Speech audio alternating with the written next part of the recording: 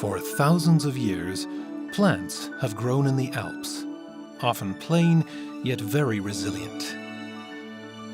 Forced to resist wind and weather, many have developed healing powers. For a long time, orthodox medicine suppressed all knowledge of their effectiveness. But in medical thinking, a sea change has begun. Herbalists, scientists, creative cooks and therapists have joined the search for new herbal applications, and they're working to make sure the knowledge of alpine herbs is not lost.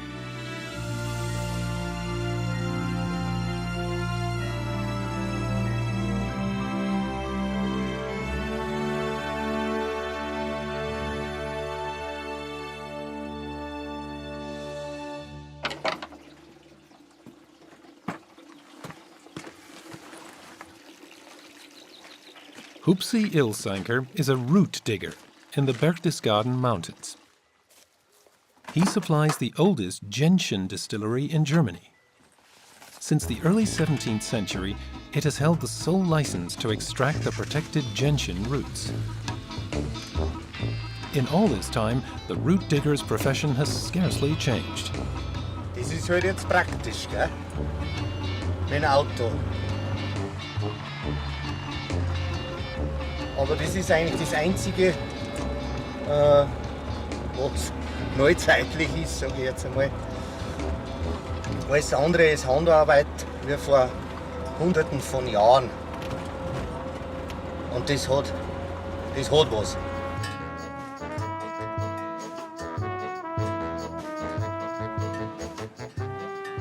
To find the gentian roots, he heads up into the high alpine terrain. Above 1,600 meters, even Hupsi has to leave the car behind. It's a 1 to 2 hour hike up to his place of work.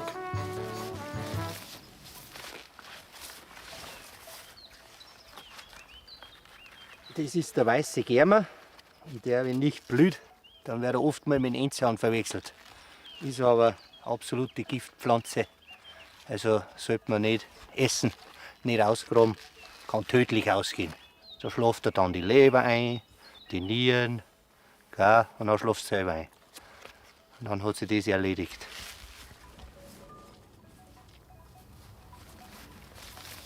In Berchtesgaden National Park, nature is protected. Only the gentian digger touches the plants, authorized by a strict 400-year-old license to dig. Der letzte, der wo den Enzian ausrotten möchte, ist der Wurzelgraber. Weil wenn er das macht, dann gräbt er seine eigenen Wurzeln aus. Im wahrsten Sinne. Hupsi waits for 7 years before digging in the same spot, to give the plants enough time to re-anchor deep in the ground. Für diese harte Arbeit, da brauchst du natürlich Männer, gell? Keine Buben. Jetzt geht's runter. Es bleiben kleine Wurzelteile in der Erde zurück. Die schmeißt man rein, tritt's fest, quasi drauf für die nächste Generation, und das ist für den Wurzelgraber.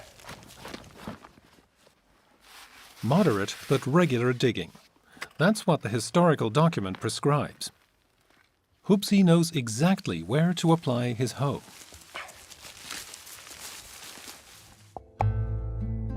The yellow gentian, which also includes the spotted gentian, is the largest alpine herb. Normally, alpine plants make themselves small to give wind and weather less impact surface. But the yellow gentian defies storms. It is so bitter, even the cattle refuse to eat it. Its strong bitter substances make it an important folk remedy, especially for stomach, liver, and heart ailments. Gentian is also used as a general tonic. Not that Hupsi needs any fortification. Mit der harten Arbeit, da hat man es heute nicht mehr so. Man macht alles mit Maschinen, und am Abend geht man dann in ein Fitnessstudio, und das fällt bei mir weg. Ich arbeite gleich gescheit und kann mich auf Nacht aufs Kanapee hinhauen.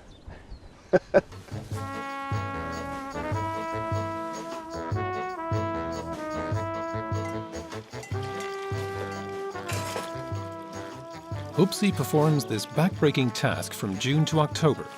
In the fresh spring water by the distilling lodge, he washes the soil off the gentian roots.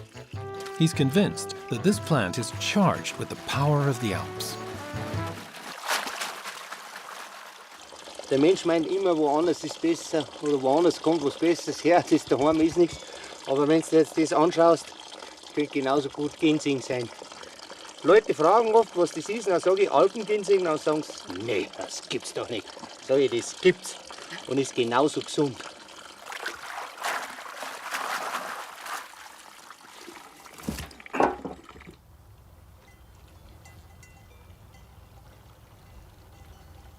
Some roots reach a length of 1 meter. Before being processed into schnapps, they must be chopped. Chopping releases the bitter compounds in the gentian. They can even be absorbed through the skin.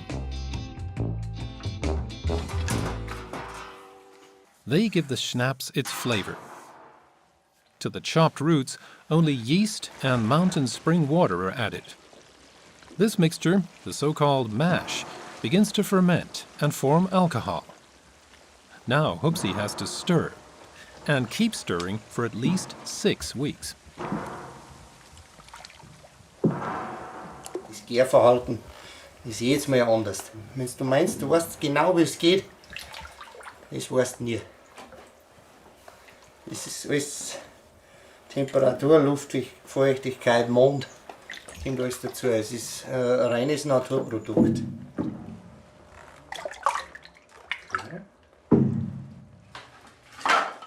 Next door, the distillation begins. The mash finally yields gentian schnapps, an old Bavarian specialty. Wenn ich nicht mehr bin, dann kommt ein anderer. Oder eine andere, weiß man's. Irgendwer macht es schon wieder. Also es hat jetzt die letzten 400 Jahre immer wer gemacht und ich denke nicht, dass ich der Letzte bin. Sie haben es alle so gut gemacht, dass es heute noch gibt.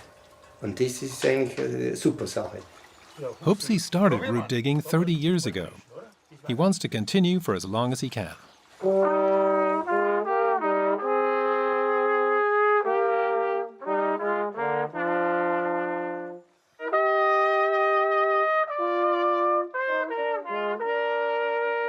After a strenuous day, he enjoys the evening with his friends from the mountain pasture.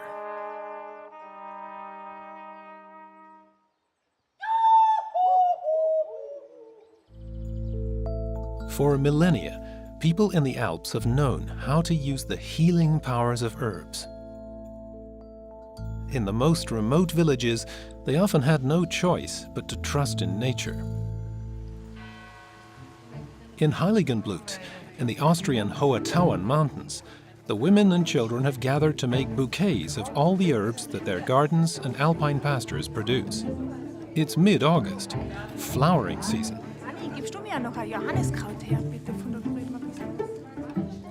Preparations for the blessing of the herbs, a pre-Christian custom. Es kommt ursprünglich daher, dass die Leute mit der Natur und von der Natur gelebt haben. Grundsätzlich sind alle Kräuter für einen Tee geeignet. Man macht daraus Essenzen, Tinkturen, man kann Salben draus machen. Und hat auch eine Art Schutzfunktion. Früher vor Unwettern, mein Gott, Blitzableiter hat es keine gegeben, man hat sich halt dann vorgestellt, dass das hilft. Ist ja ein schöner Gedanke. At least 7 herbs should be bound into a bouquet. Apart from that, the rules vary from one place to the next. Many Catholic parishes in the Alpine region celebrate the blessing of the herbs. In Heiligenblut, the custom was long forgotten until it was revived by the women from the traditional costume group.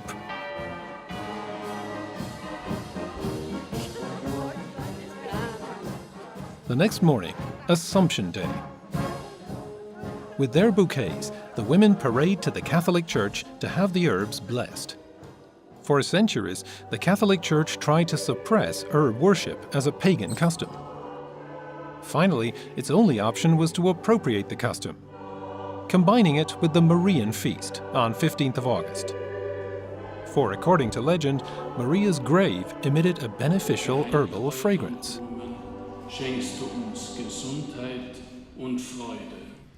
Segne diese Kräuter und Blumen. Then the villagers take the blessed herb bouquets home as protection for house and family.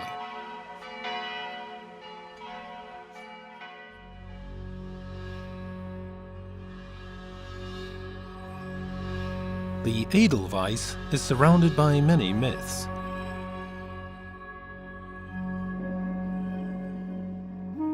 An alpine flower growing at high elevations, under even the most difficult conditions, endows invulnerability, or even immortality. This was an enduring belief.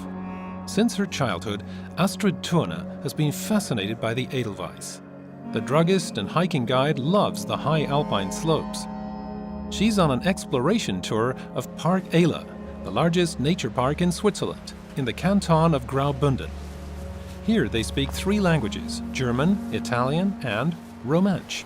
Wow, Steilalva, das Edelweiß, Steilalva oder Alf Etern. Alf Etern heißt ewiges Weiß. Das Steilalva, der weiße Stern auf Romanisch. So herrlich, das ist Glück. Being rare and hard to reach, it is for that very reason an extremely popular trophy. But wild Edelweiss is strictly protected by law.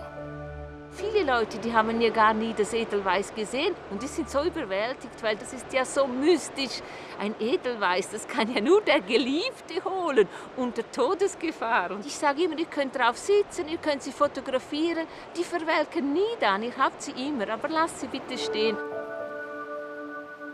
Astrid Turner grew up as a farmer's daughter. The alpine pastures of Alp d'Air remind her of the stories her mother told her. Astrid spent her summers here during haymaking season. Das sind alles die berühmten Edelweisshänge. Und wenn die Kälber Durchfall hatten, haben sie sogar Kälber aufgetrieben. Und die Kälber haben die Edelweiss gefressen, die viel Gerbsäure enthalten. Und das hat die Darmwände gerbt. Und sie sind so schneller geheilt worden. Stomachache flower is thus its vernacular name. The druggist's childhood memories have grown into a serious interest. For years, she's been studying the healing properties of this white alpine flower. Und je höher das sie ist, also Meter über Meer, desto mehr Wirkstoffe hat sie. Also man hat Unterschiede festgestellt bei der Edelweiß, das auf 1600 wächst oder das auf 2000, hat es gewaltige Unterschiede.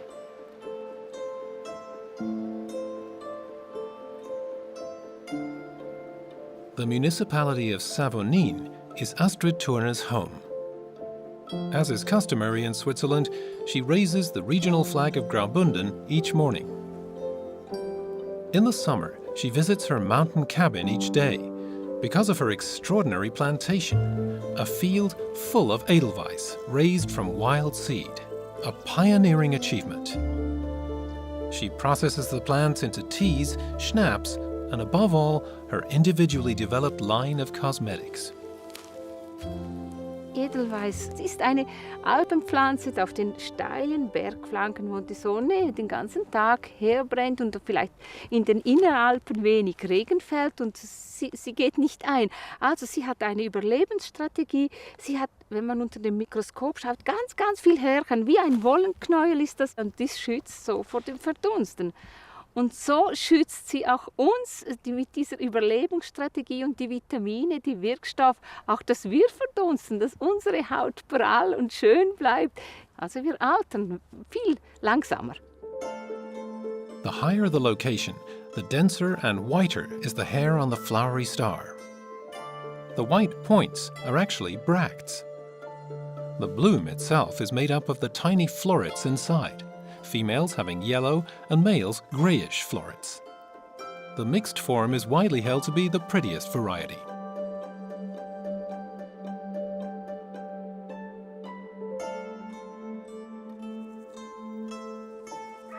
Astrid Turner takes her hand-picked and quality-selected Edelweiss to the laboratory. The best are steeped, complete with stems, in glycerine. After several weeks, the active substances are filtered off. The Edelweiss extract is then processed into an emulsion by a lab technician, creating a cream, purely natural cosmetics. Natürlich habe ich das mir selber ausprobiert und dann meine Mutter, die ist über 80 und im Bekanntenkreis. Und natürlich hatten wir auch Rückschläge, dann fiel die Creme auseinander oder einmal war sie gräulich oder wir mussten einige Male ausprobieren, bis wir dieses Resultat haben. The tannins and vitamins A and E in the Edelweiss are antioxidants and are able to strengthen the skin and repair minor damage. The facial, foot and hand creams of this little operation in Savonine have found a loyal clientele through word of mouth. Come harvest time, the entire family pitches in. It's midsummer, they must work quickly, for only certain days are right for the job. Wir müssen schauen, dass die Edelweiss voll in der Blüte sind, aber noch nicht verblüht. Und dann müssen die Tage davor trocken sein, damit wir nicht Wasser reinnehmen für die Trocknung. Dann werden sie kaum trocken. Aber das Wichtigste ist die Vollreife. Along with her marriage, daughter-in-law Fabienne found her love for Edelweiss. She chooses the finest Edelweiss blooms for pressing. The dried symbol of Switzerland is a popular souvenir. Bei uns gehört das Edelweiss zur Familie. Wir haben schon zum Beispiel unsere Tischdekoration bei unserer Hochzeit war voller Edelweiss und diese Pflanze fasziniert so viele Leute.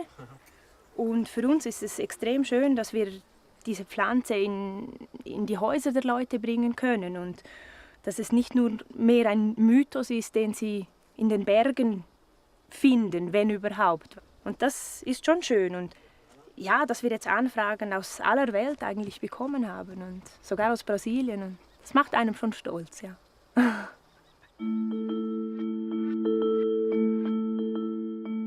Dried, the Edelweiss keeps its form and color for centuries. This tough survivor, the queen of alpine flowers, was originally indigenous to Central Asia. After the Ice Age, it migrated to Europe, where it now grows at elevations between 1,500 and 3,000 meters.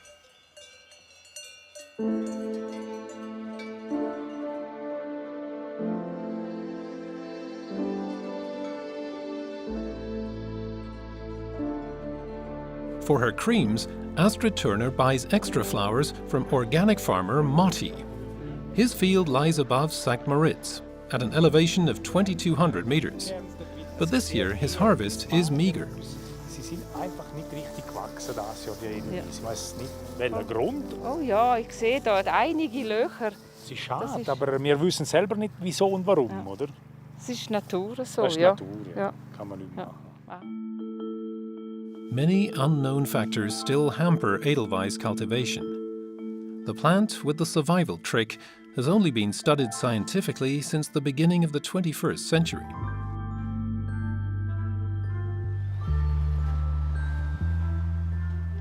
At the Institute for Chemistry and Biomedicine of the University of Innsbruck, Professor Hermann Stüppner's team is investigating the active substances of medicinal plants. For years, they've been interested in the healing powers of the Edelweiss. Their work is grounded in local, traditional knowledge. Zu Beginn unserer Forschungen hat es ja kaum Daten gegeben. Edelweiss ist nach wie vor eine geschützte Pflanze. Forschungsmäßig hat man sich mit dieser Pflanze beschäftigen können, wo die Pflanze auch in großem Ausmaß kultivierbar war. Und ich denke mal nach wie vor, dass das Potenzial von Edelweiss nicht ausgereizt ist, sondern es da einiges noch zu erwarten ist. The reported anti-inflammatory property of Edelweiss is now supported by evidence. This is one reason an increasing number of firms worldwide are interested in new substances from the plant. Weil Edelweiss natürlich der Inbegriff des Weißen darstellt und speziell in der asiatischen Kultur ja eine weiße Haut sehr gefragt ist. Deswegen gibt es viele Konzerne, die daran interessiert sind, Edelweiss-Produkte auf den Markt zu bringen. Besides the flower, for the first time the Innsbruck scientists have studied the Edelweiss root. And they found a substance that may revolutionize the therapy of vascular disease. Leolagin, from the Latin for Edelweiss, Leontopodium. Für uns war es ein Sensationsfund und es ist zu erwarten, dass in Zukunft gerade als Pflanzen ganz interessante neue Wirkstoffe auch isoliert werden können, die vielleicht zukünftige Arzneimittel darstellen. This hope is well-founded. After all, only 10 to 15% of all plants worldwide have been studied.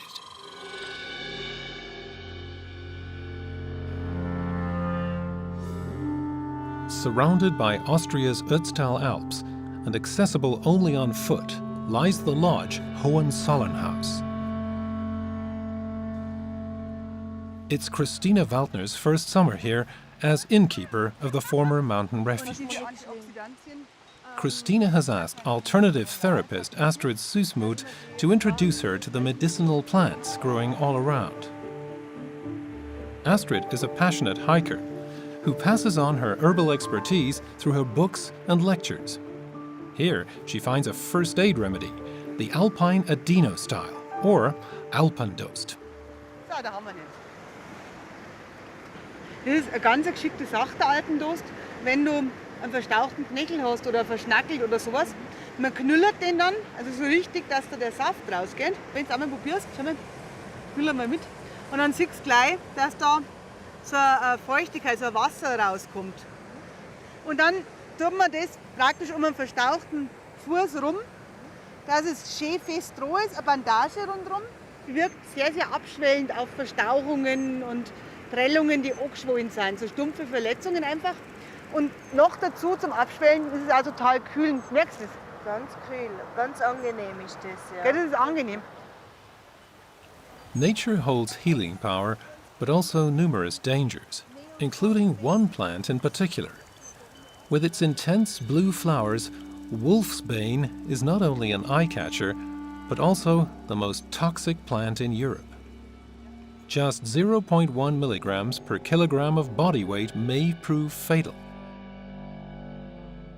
Wherever rock slides are quite likely, and in other dangerous locations that are steep and damp, the blue wolfsbane is often found growing. Yet people have always planted it near their homes as well, for according to folk mythology, it keeps away burglars and evil spirits. Das ist so ein schönes, großes Eisenhutfeld direkt unter der Hütte. Gell? Ja. Was macht sie eigentlich mit den ganzen Kindern? Ihr habt ja wahnsinnig viele Kinder am Hohenzollernhaus. Sagt sie das die Kinder eigentlich, wie giftig der Eisenhut tatsächlich ist? Oder? Also den Kindern, also die Touristen, die machen wir wirklich darauf aufmerksam, wie giftig die Pflanze ist. Da schauen wir schon drauf. Ja, das wissen also echt auch viele Kinder überhaupt nicht. Die meinen, das ist eine schöne Pflanze. Genau dabei ist ja das Gift tatsächlich hautgängig. Gell? Ja. Wenn man einen Blumenstrauß macht, dann hat man das richtig an der Hand und die wird dann taub. Also das ist das Mindeste. The blue wolfsbane, also named aconitum or monk's hood, was the arsenic of ancient Greek and Roman times and of the Middle Ages. Its poison was involved in many historical murders, and in the Alps, people used it to kill prowling wolves. Only the bumblebee gets away unscathed, once it has done its job pollinating the plant. The name monk's hood is derived from its form. Die Vergiftungserscheinungen vom blauen Eisenhut, das ist zunächst eine Taubheit in allen Gliedmaßen, die mit einer sehr großen Kälte einhergeht. Und vor allem bemerkt man dann, also die Vergifteten bemerken dann so eine Art pelzartigen Überzug auf der Haut. Sehr unangenehm, deshalb hat man auch früher gesagt, das ist eine Pflanze, um sich in einen Werwolf zu verwandeln, ja, weil der Mensch auf einmal einen Pelzüberzug zu bekommen scheint. Man kann sich immer langsamer bewegen, die Muskeln erstarren, der Herzschlag wird langsamer. Das Ganze dauert bis zu 2 Tage. Und das Schlimme ist, die Vergifteten sind bis zum letzten schweren Atemzug klar bei Bewusstsein und wissen, was los ist. Also ein höllischer Tod. Und deshalb wahrscheinlich hat man auch gesagt, dass es eben aus dem Geifer des Höllenhuhns entstanden ist. Ja. Homeopathy offers a beneficial application of wolfsbane in extremely diluted form. Aconitum is one of the most important medicines in Astrid Süssmuth's outdoor pharmacy. Das Aconitum, der Eisenhut, also halt das große Mittel bei Angstattacken, bei Panikattacken in den Bergen, welcher Art auch immer, also für die Bergretter zum einen, wenn irgendwas ganz Schlimmes passiert ist, aber auch für die Verunfallten, wenn sie einfach wahnsinnige Ängste haben.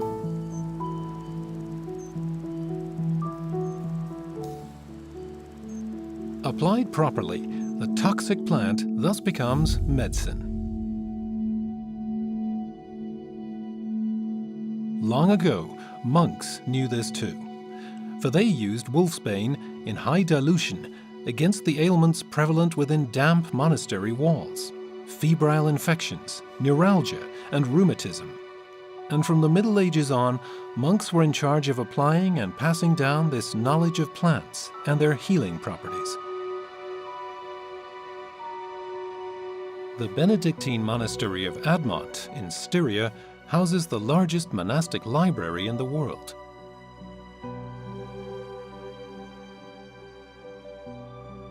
For the members of the order, studying these books was a daily duty. Writing school was naturally required. Monks and nuns were in charge of local medical care. Admont holds a store of valuable documents. These theological, natural scientific, medical, and even secret texts were gathered over a period of centuries and copied by hand.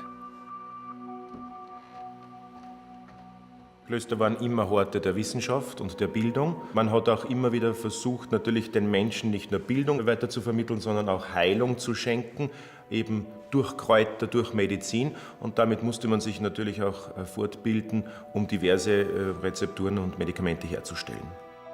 Experiments and applications were meticulously documented in countless manuscripts. The monastery treasure is in jeopardy, though. Vermin are invading the Baroque library walls.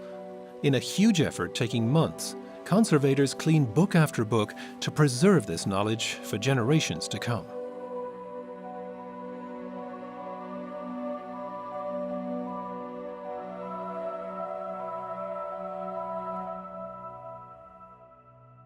This concern is shared up on Zeiseralm, Europe's largest high alpine pasture, in the heart of the Dolomites in South Tyrol. In the summer, it is transformed into a colorful sea of countless herbs in full bloom. In the early morning, Franz Mulzer roams the meadows, seeking extraordinary organic ingredients for his culinary art. Bistort, lady's mantle, wild thyme, caraway, and thistles wind up in his basket. The fresh flavors keep inspiring him to come up with new recipes. Und das verarbeiten wir dann alles zu unserem Blumensalat. Die Seiser Alm ist meine offene Speisekammer, die ich hier jeden Tag vor der Tür habe und wo ich mich nach Herzenslust bedienen kann. Franz Mulzer is an alpine chef. He wants to reintroduce the herbs of the high alpine pasture to his guests. At an elevation of 2,000 meters, he discovers aromas that no supermarket has to offer. His eye is caught by a little flower, very delicate and easy to overlook. It resembles an eye with long lashes and seems to be gazing into the world. The plant is known as eyebright or euphrasia and requires above all clean air, water and lots of sunlight. Just what healthy eyes need. Meine Mutter setzt einen Sud damit an und wenn sie eine Augenreizung hat, dann wäscht sie sich die Augen mit dem Augentrost aus und das wirkt dann beruhigend. Augentrost wird hauptsächlich in der Medizin verwendet, aber man kann ihn auch genießen.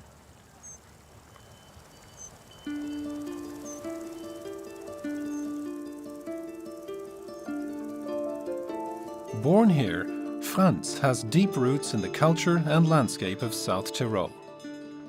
He's worked as a chef in such award-winning restaurants as Teintures in Munich. But when he heard of the available lodge on Zeiseralm, he leased Gostner Schweiger without a moment's hesitation.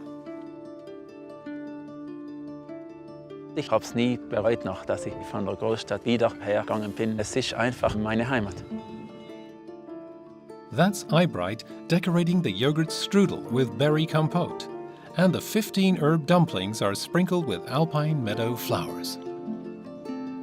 Meine Idee ist es, den Geschmack der Alm auf die Teller zu bringen.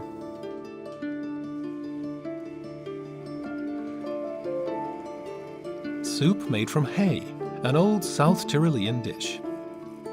Franz Mulzer serves his own original version, in a bread crust. The recipe is secret, and many a hiker keeps coming back to the lodge for more. Hay has always played an important role up on Zeiseralm. Only one mowing per year is permitted, to curb the scrub, as well as for the hay baths. This century-old tradition sprang from the personal experience of hay mowers. When their work was done, they often slept in the hay and were amazed how energetic they were upon waking. Adapting this, the Dr. Josef Clara developed hay bathing as a regenerating treatment, especially for joint pain. Tony is familiar with the benefits, having worked as a mower since he was 15. Ja, lustig und gut. Und wenn man jung war, und das war schon schön. Jeder ging gerne auf der Seiseralm zum Mähen. Das war prima. Überhaupt, wenn aus frischer Heu ist noch schön warm geworden, ganz fein. Wenn man noch ein schönes Mädchen gehabt hat, dann war es noch feiner. Ne?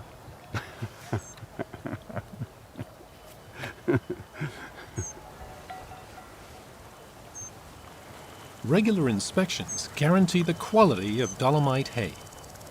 50 square meters of alpine meadow must include a minimum of 40 different varieties of plants. Among these, the best-known medicinal herb is arnica.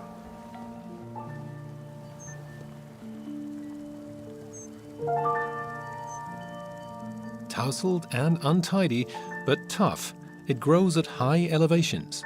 Arnica, whose vernacular names can be translated as power rose or alpine health giver. Arnica is used for bruises, strained muscles, and exhaustion. Neither fertilizer nor herbicides are allowed on the meadow to preserve plant diversity.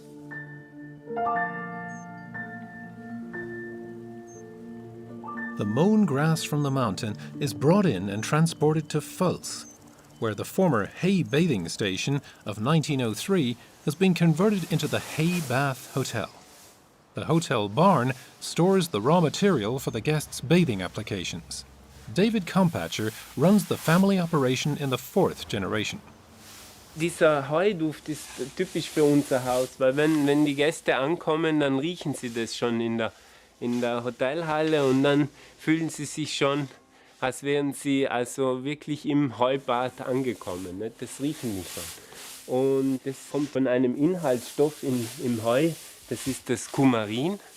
Das bildet die Pflanze, um sich zu schützen eigentlich. Und genau dieses Kumarin ist eben wichtig beim Heubad, weil es im Kontakt mit der Haut vom Körper aufgenommen wird und eine Reaktion des Immunsystems bewirkt.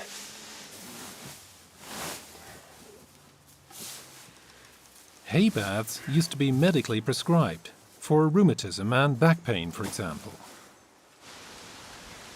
Though hay baths are no longer taken on prescription, the healthy relaxation fits a current trend. In earlier times, guests were bedded only in freshly mown hay, whereas the modern method is possible year-round. The hay is watered to start the fermentation process.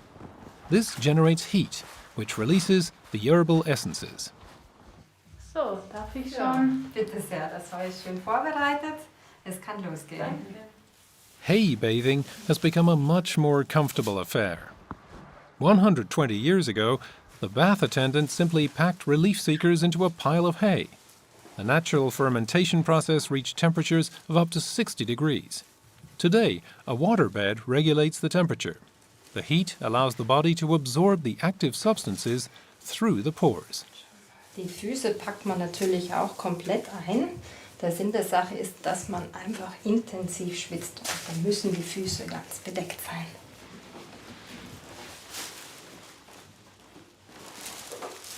So, ich senke sie jetzt in der Wanne ab, damit sie richtig schön schweben und komplett von dem heißen Wasser, das über 42 Grad hat, umgeben sind.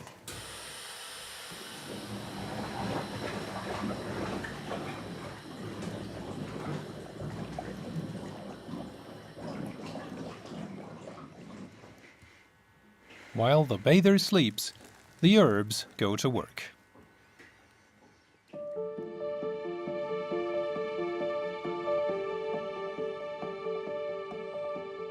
In Taufera-Arn Valley, on the south side of the Alps, quiet reigns. Removed from the major streams of tourists, nature is still unspoiled. The landscape is dominated by more than 80 peaks above 3,000 meters. Dealing with bad weather and illness in this remote terrain for centuries, its inhabitants had to help themselves. Thus, ancient recipes and myths have survived for generations. Anneres Ebenkofler is pursuing these traditions. She seeks contact with the locals, trying to revive their old knowledge. Seppel, grüß dich. Oh, grüß dich. Wie geht das denn? Schneidig fischen? Schau, Seppel, was ich da gebraucht habe. Das ist mir am liebsten. Schon, gell? Wenn ich nie da bin, dass ich nicht am Bauch wegkriege, ja, gell? Und ein bisschen schlafen war recht. The mountain dwellers often take their healing recipes to their graves, fearing ridicule. Anneres gathers anything she can learn about herbal medicine. She grew up in the village inn and on the family farm. When her father left the inn to his children, it was on the verge of closing. The region wasn't attracting enough guests. It was a difficult decision whether to quit or carry on. The herbs gave her the solution. Eine Inspiration hat uns wirklich eine Kuh gegeben. Und zwar habe ich die Kuh beobachtet, wie sie vor dem Haus genüsslich ihre Kräuter gefressen hat. Und die hatte dermaßen einen gourmethaften Gesichtsausdruck, dass ich mir wirklich mal überlegte, jetzt muss ich mal hingehen und schauen, was die da so alles frisst. Und das war der Schlüsselpunkt, ein Kräuterrestaurant dann draus zu machen, weil ich einfach diesen gourmethaften Gesichtsausdruck auch bei den Leuten ins Gesicht zaubern wollte. Anneres followed her inspiration. She converted the village inn into a nature hotel, now known for its creative herbal cuisine. In summer, she visits the mountain slopes every day, using the gathered plants for a variety of purposes. Also wir nennen diesen Wacholder auch Weihrauch der Alpen. Also früher, wenn so Grippen in Anmarsch waren oder sogar in der Pestzeit, hat man diese Wacholder dazu benutzt, Haus und Hof auszuräuchern, zu reinigen, um die ganzen Bakterien zu töten. Und wir nehmen den sehr gern auch im Wellnessbereich für Räucherungen, da setzen wir ihn sehr gerne ein. Gerade das Aroma hat eine wahnsinnige beruhigende Wirkung auch. Juniper. From relaxation to smoke for the bacon, it offers a variety of possible uses. Ich lasse mich von der Natur inspirieren. Das hängt dann immer ab, wie das Menü dann ausschaut oder das Gericht, gerade das, was ich halt finde. Today, these stone pine cones will wind up on the menu. Anneres is not just looking for good food, though. Her main focus is a holistic health concept for body and mind. During her childhood, nobody in the village was interested in herbs. Poor folk stuff, they called it. A book about herbs, left behind by guests, was what triggered her passion. Also das Johanniskraut, das ist eigentlich eines meiner Lieblingskräuter. Wenn man es anschaut und schon diese ganzen zarten Fühler da drin sieht, dann deutet es schon auf unsere Nerven hin. Es wird auch eingesetzt als Antidepressivum. Also wie man früher sagt, es vertreibt Dämonen. Damit ist gemeint eben schwere, dunkle Gedanken.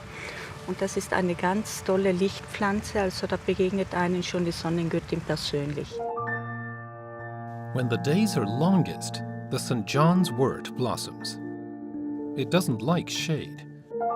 For ages, this sun plant has been used when nerves were taut, irritated, or even injured, internally or externally.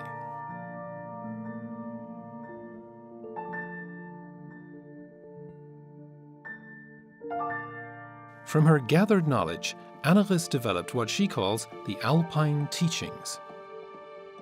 Together with her brother, she runs the hotel according to these principles.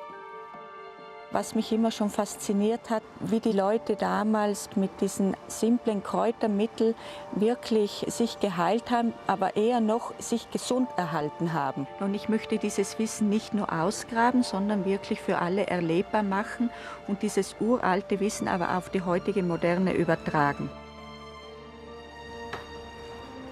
Hola. Hallo.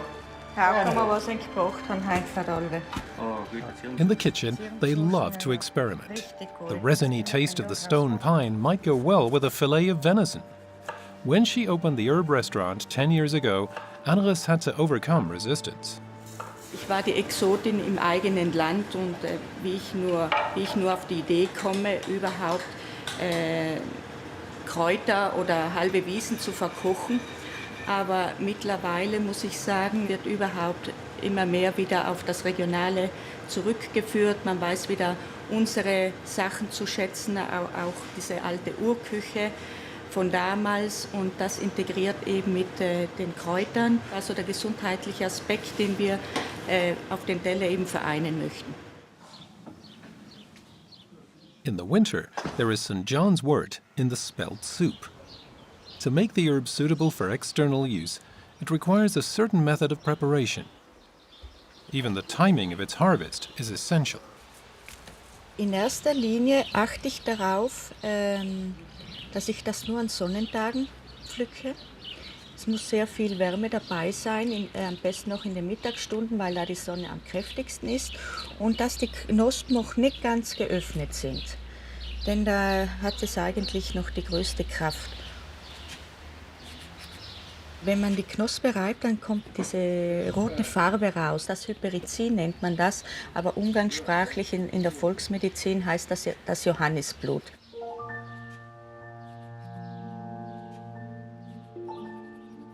The production of St. John's wort oil couldn't be simpler.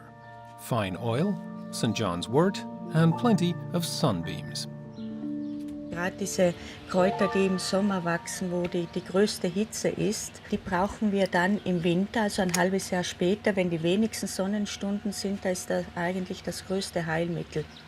Ich finde, dieses Johanniskraut ist sowieso für uns das Vitamin D, das wir ja dringend im Winter brauchen. Steeped in oil, the herb is exposed to sunlight for 6 to 8 weeks. In the process, it will take on a deep red hue. Hence the name red oil. The Nature Hotel in Ahornach offers neither Ayurveda from India nor Lomi Lomi from Hawaii. Here, they apply resources from the Alps. Perfekt, den kann ich jetzt gleich hernehmen. Silver quartzite from a nearby quarry is combined with juniper and essences of St. John's wort in a ritual designed to restore inner balance, always to the rhythm of nature. Also es geht ja lange schon nicht mehr nur um Kräuter, sondern dahinter steckt eine uralte Lehre hier vom Alpenraum, die ich die letzten Jahre so Stück für Stück zusammengetragen habe. Es sind auch noch Kraftorte dabei und es spielen Quellen und Wasser eine Rolle. Und ich glaube, das ist jetzt unsere Generation, die dieses alte Wissen, diesen alten Samen bewahren soll und wieder zum Keimen bringen soll, damit wir ihn eben wieder an die nächste Generation rüber retten können. Old knowledge in a new interpretation, so that the herbs of the Alps become of sustainable value to our modern world. Adriatic, just off the coast of Croatia, lies the island of Sres. Here, along a 65-kilometer stretch of land, two climate zones meet, moderate and subtropical. As a result, Sres abounds with around 300 different herbs. Guarino Kuchik knows where the coveted wild herbs grow in abundance. Mi svi koji smo na otoku ovdje rođeni, mi smo to naučeni ovdje od samog djetinjstva raditi dosti se radilo i živjelo se od svog rada.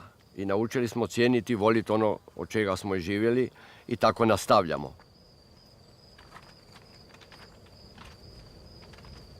The farmer is looking for sage. The weedy dwarf shrubs poke up among the limestone rocks. Da, kad sam ja krenuo sa kaduljom, okolina je to malo, nije to sa simpatijom gledala. Tu mi se evo luđaka šta radi, recimo. To je bilo, reakcija je bila tako, početi od familije pa i šire.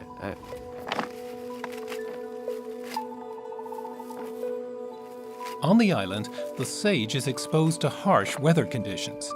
In the salty sea wind, it can only grow slowly and doesn't get very tall. The concentration of the essential oils in its robust leaves is all the more intense. The word sage contains the Latin salvare, which means to heal. Guarino has known the beneficial effect of sage oil since he was a child. Ima više stvari za posebnost te kadulje. Recimo, pogotovo u narodnoj medicini za liječenje. Ja otkinem grančicu kuša, kadulje, i stavljam u usta. Stavljam u usta radi toga da za prevenciju raznih usnih boleština i za rješavanje ako već ima neki problem u usnim šupljinama.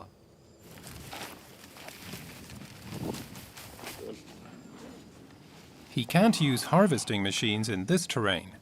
Guarino gathers up to 150 kilos of sage by hand, each day. He used to work on a drilling platform in the North Sea, until he heard the success stories about the sage from his home country. Up until the Second World War, the island of Sres was known worldwide for its sage oil. 100 years ago, the barrel maker Andrija Linadić began to distill sage. He exported the fine extract by ship all the way to America. Guarino found one last bottle of Linadić's product in his parents' cellar and decided to revive the tradition. Međutim, sad zadnjih godina ljudi su se polako osvijestili, polako se vraćamo prirodi i znači ljudi su vidjeli tu sad mogućnost i važnost ljekovitog bilja, šta zašto sve služi i da se može i živjeti s tim. Guarino bought machines and invested all his savings. He chops the sage leaves extra finely. This lets the steam extract more oil from the plant.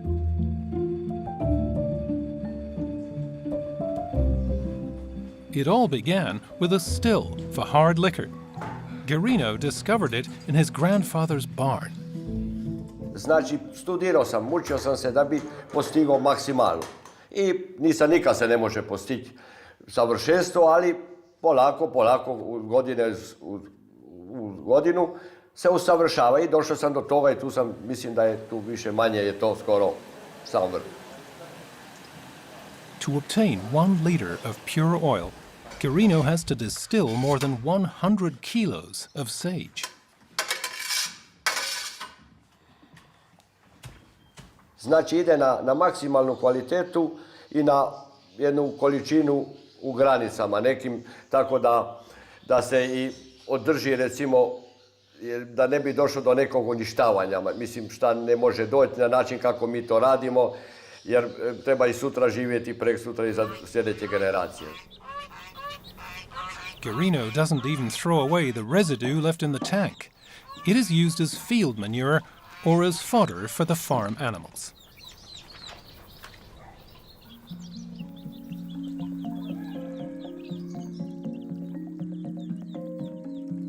Meanwhile, Guarino's sage oil is world famous, and the island of Sres has regained a name in the herb trade. €6 is the price of the little bottles that Guarino sells all the way to America, just as Andrija Linadić once did. The extract is also in demand locally. On Sres, Guarino's best customer is Ines Stokic, a wellness therapist. Every 2 weeks, she needs new oil for her clients.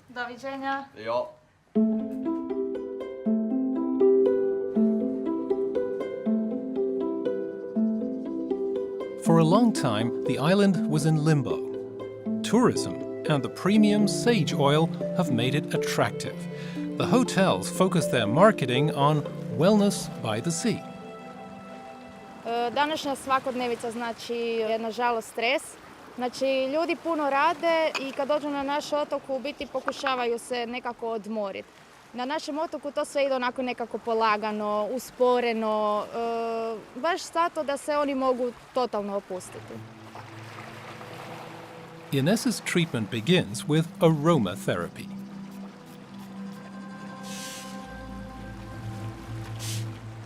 Pa evo, mogu reći samo da mi za naš posao možemo iskoristiti skoro sve što nam daje ovaj otok.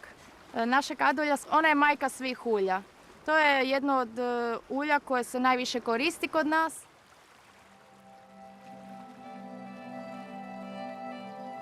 All it takes is a tiny quantity to get the relaxing effect.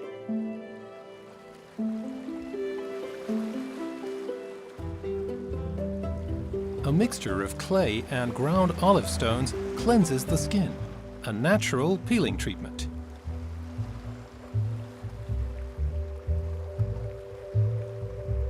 The essential oil of the sage is absorbed by the body.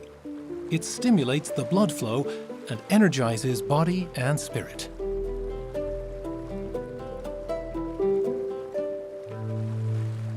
Pa ja mislim da po željama gostiju da će se wellness tokom daljnjih godina razvijati sve više I više. Znači ovo što sad vidite to je samo početak.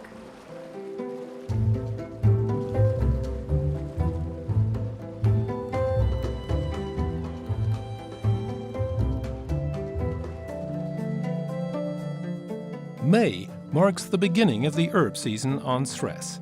For many islanders, it's the main season.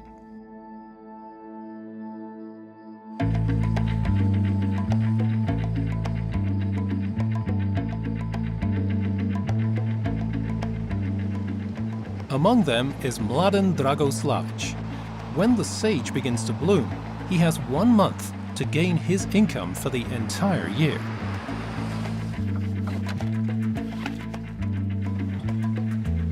Mladen is a professional beekeeper, the only one on the island. He owns more than 300 beehives, which he keeps moving to wherever the sage happens to be in bloom. He wants to make the best honey in the Balkans.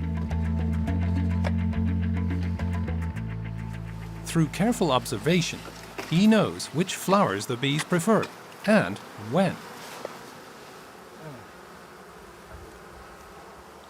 Evo ovdje vidite pčelu koja ima žuti polen, žutu pelud I ta pčela ne nosi pelud sa kadulje. Pelud sa kadulje je vrlo sitna, bijele boje I imaju vrlo ograničenim količinama. For climatic reasons, the sage bloom begins down by the sea and rises day by day up into the mountains. Jednom riječju sebe bih mogao upisati kao lovca na med.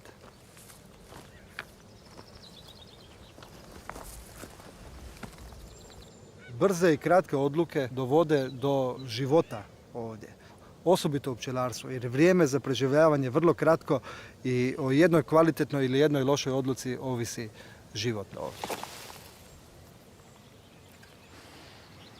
For Mladen, it's a game of chance, with a fairly unreliable partner. Pretpostaviti kako će I u kojem trenutku kadilja mediti vrlo je teško. Jedan vjetar, jedna bura,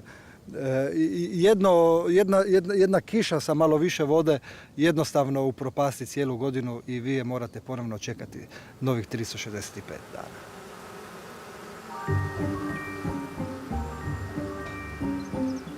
The sage plants bloom for only a few days.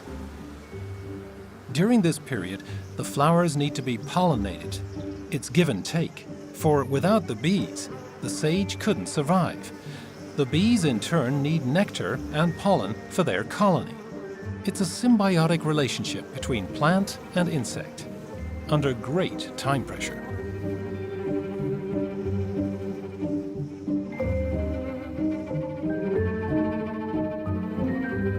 With their proboscis, the bees suck up the nectar and store it in their bodies.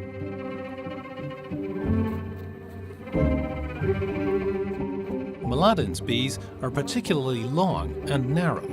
This helps them squeeze into the tiny blossoms. They probably wouldn't voluntarily choose sage. Its blossom is constructed like a siphon. Entering and exiting is hard on the bees. This effort shortens their life expectancy. After 3 weeks at the latest, Mladen has to take them off the island. Otherwise, they would die of exhaustion.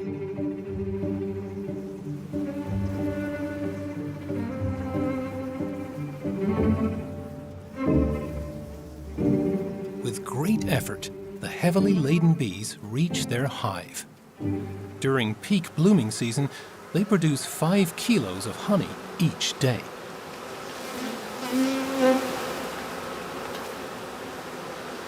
With a sage content of more than 80%, the honey from Mladen's bees is exceptionally pure. Kako znamo da je kadulja? Svjetla je, uvijek je zelenkasta, tečna. Onaj ko dođe na otok Cres, a nije probao naš kaduljin med, zbilja napravio je veliki propust u svojoj posjeti.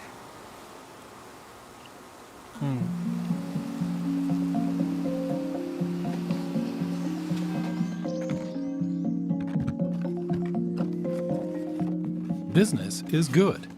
Mladen's production is sold out before the harvest begins. What worries him, though, is the future of honey production on the island. Ja se nadam da će doći ljudi koji će se time početi baviti. Treba raditi na njima, treba ih pokušati obučiti za tako nešto i to je jedini način da se kaduljin med nastavi u budućnosti na našem otoku proizvoditi. It's uncertain whether Mladen's daughter will continue the family business.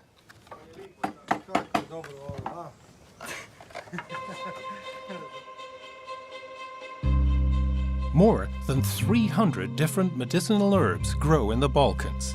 For centuries, the knowledge of their use was passed down only by word of mouth, so much of it has been lost.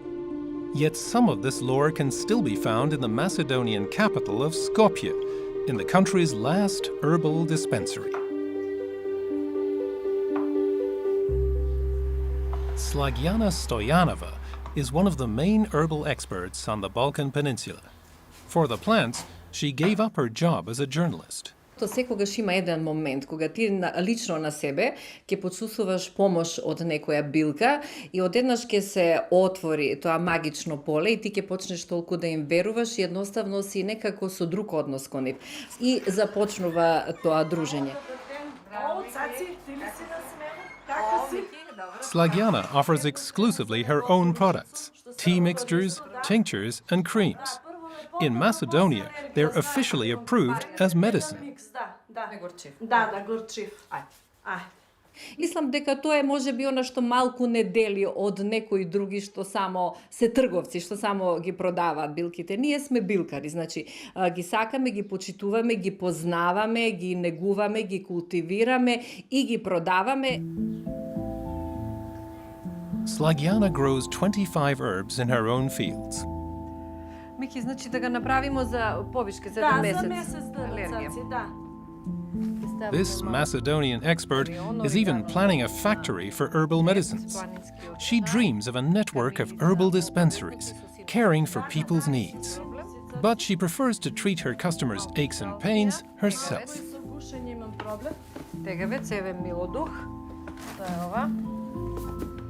И мента за малку и за лепоту стави цаци като пiju за све и за лепоту малку. И за белите дробови, и за кашлање, и за алергија и ќе бидеш супер. Браво, браво.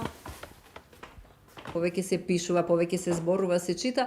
Така да мислам дека наредните десетина години билките ќе одат со тренд нагоре и дури и ќе се доближат поприлично и на официјалната медицина по популарноста.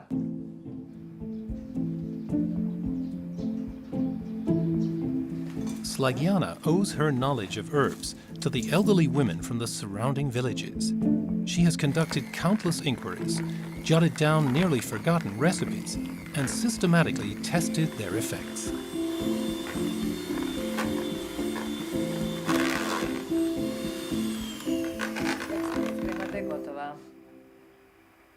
би сакала да дадам еден мој мал придонес, едноставно сваќам дека тоа е мисија намена на моето семејство, да оставиме што повеќе знаење, што повеќе работи околу билките, за билките. Slagiana tests all her herbal products on herself first. For her recipe books, her husband documents and photographs each step of the process. Slagiana is convinced that natural products can be of benefit to the local population, particularly in economically weak regions.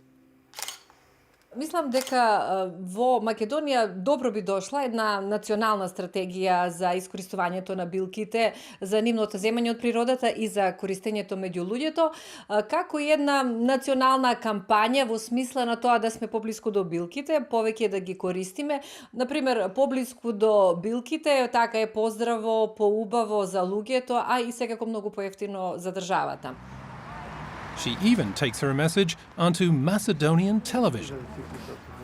Во последно време, благодарение на тоа што има и повеќе информации за тоа, така е баш една фина атмосфера во која што луѓето можат и да чујат за билките и да запомнат и да применат. Прашање добро утро ќе кажам на Слажана Стенов. Her regular appearances on morning TV news shows have made her books bestsellers. There's been a marked rise in demand for herbs.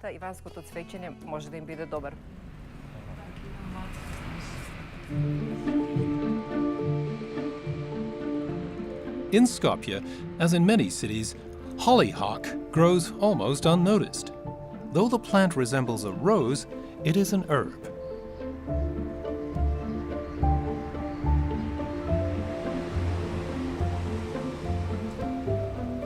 Inconspicuous plants that have conquered a spot between concrete and asphalt appeal to the artist Eva Josifova. Варејќи билка низ градот, ме фасцинира самата боја на цветот. Hollyhock is the raw material for Eva's art, a never-ending source from which she keeps drawing. Значи, во природата се чувствувам многу слободно, немам никакви бариери и од природата се носам во работилница. Hollyhock contains medicinal mucilage, which is used in a variety of cough tea mixtures, while Eva transforms it into art objects.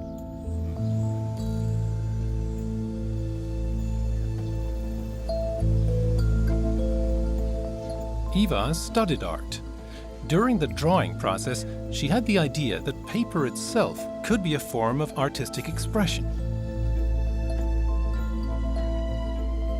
The raw material for most paper is ground wood. However, Eva creates her paper from the fibers of the hollyhock. Многу долго време работев проучувајќи самата технологија. Од кога го запознав овој медиум, тоа беше љубов на прв поглед. Eva must boil the stems for 1 day to break down the fine fibers and produce a cellulose pulp. The pulp is then mixed with cotton cellulose. In the process, Eva takes advantage of the properties of hollyhock. Значи основата е од кратко вакнестата целулоза. Слезот е во оваа ситуација толку вакнестата целулоза која што ја прави арматурата, цврстината на самата хартија. Hand scooping is one of the oldest forms of paper production. The long hollyhock fibers make it possible to lay the paper on objects and then model it. Eva's favorite objects for this work are stones.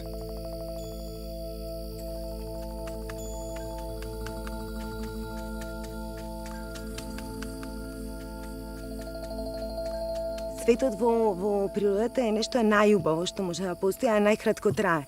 А оттаму дојде идејата да цветовите ги земам од самата природа и ги заробувам во хартијата и ги оставам да бидат вечни.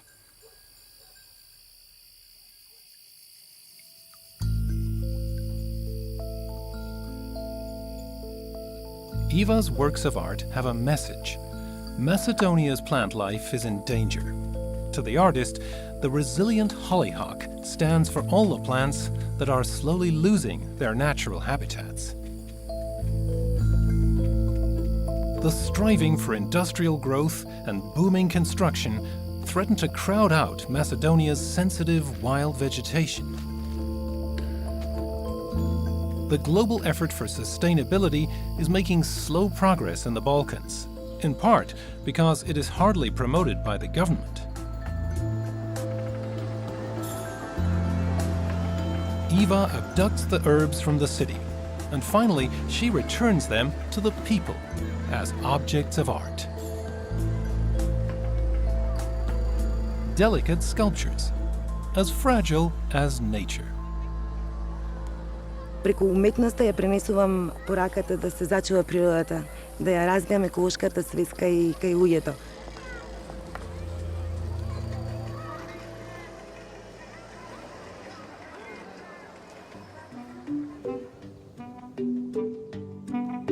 Bulgaria. Here, 300,000 people work with herbs. In the expansive Rhodope Mountains, we find a place of extraordinary repute. Trigrad is a village with a population of just under 1,000. People say its inhabitants are especially fit and healthy. In Bulgaria, it is known as the village of centenarians. The Trigraders' reputed elixir is an herbal tea. Сутрин, като си изпиеме по един чай, сме бодри да отиваме на полето да работим. По-усилено, по-вяграта. Пътя сексо увеличава. Казва се вяграта на Триград. Казва, че е вярно. Вярно е. Вярно е. Моята майка, като съм родил 40-та година, ме е окъпал с такъв чай, ме напред такова. Затова съм виж 80 години. Нема, слава Богу, болка не знам нищо. The mountain tea is the big seller from Trigrad. On the mountain slopes above the town, the locals cultivate 1 million plants. At the end of June, the harvest begins. Then everyone follows Svetla Bogdanova's command. Предстои ни 20-25 дни да берем чая. Затова ви пожелавам приятна работа и да се отнасяме винаги така към чая, с любов и уважение. Harvesting mountain tea isn't just a job. For the women, it's a ritual.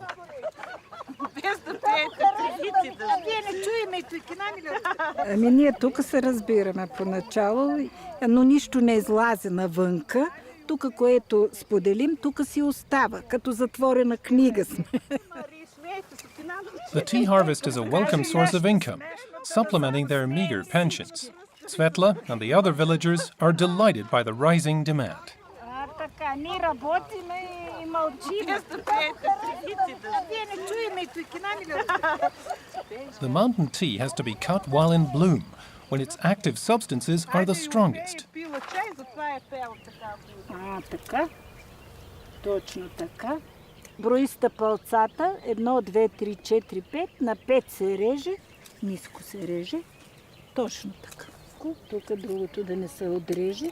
Точно така, ето това следващото. What began as a bit of extra income has become a real economic factor. Радвам се, че младите се занимават с тази придобивка за нашия край. Много е радостно, защото тя носи надежда и бъдеще на младите хора. А това е много важно при тази безработица. The workday begins at 9 a.m., when the dew on the leaves has evaporated. It lasts until late in the evening, by which time the women have harvested some 30,000 spikelets. Just a few years ago, mountain tea was practically extinct.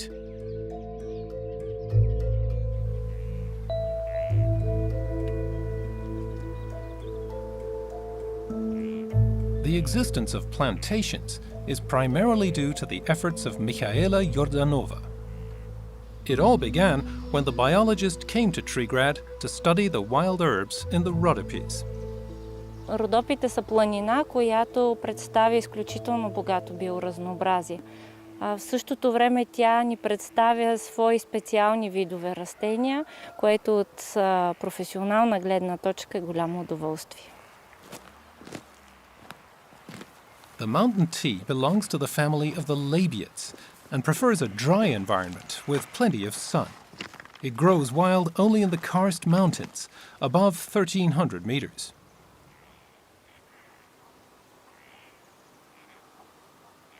Мурсалският чай е един пример на организъм, който се нуждае от разбиране и от място сред природата.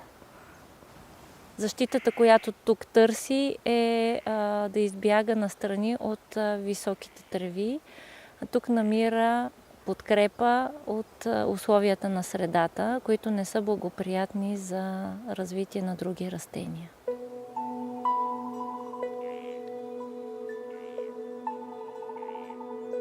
The mountain tea is perfectly adapted to its environment. Its hairy exterior reflects light in the summer. In the winter, it warms and protects against freezing. Michaela has performed numerous series of tests. The substances in the mountain tea have an antibacterial effect and are said to help with stomach ailments and kidney stones. The only thing her research failed to find was proof of the tea's legendary potency-boosting effect.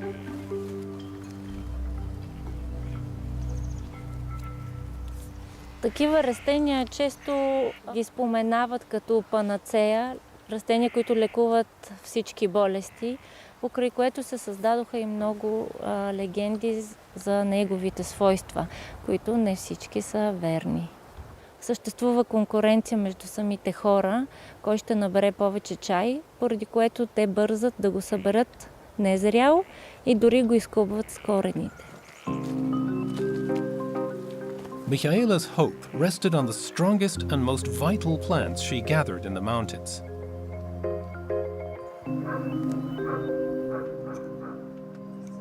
In her garden laboratory, she examined their properties and crossed various species until the plants were so resilient that they could be propagated. Моята цел е чрез опазването му да покажа, че хората могат да разберат взаимовръзката между опазването на видовете и използването им като ресурс. Михаела, ела да видиш те за разсадане ли са. In this project, she has the villagers' support. The new breed enables them to grow the valuable herb at home, in their gardens, or in the field.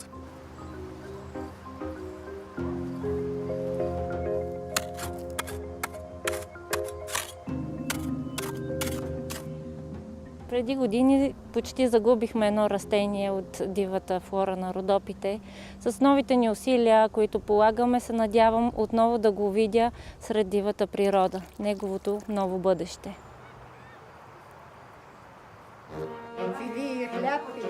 Родопски принцески му викаме до това. Michaela's dream has come true. Each year, the Trigradders send 4 tons of their tea out into the world. Demand is rising. The buyers are pharmaceutical companies in Germany, but also private customers on every continent. Even the Japanese order Bulgarian mountain tea. Despite all the scientific evidence, many Trigradders persist in believing in herbal Viagra. A successful marketing strategy. Perhaps.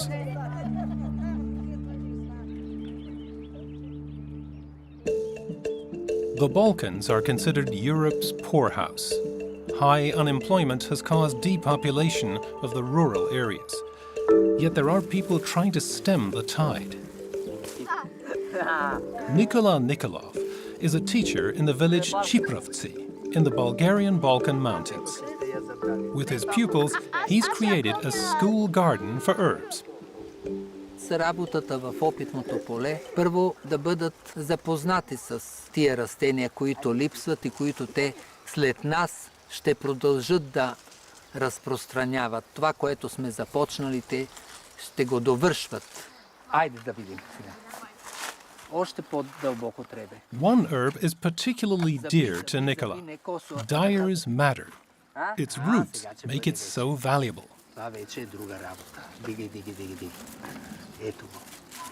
Виждате ли, броша се казва с научното име Рубия тинкторум, а всички, които се багри с тях, те са тинктория, значи багрилно. Червено, багрилно.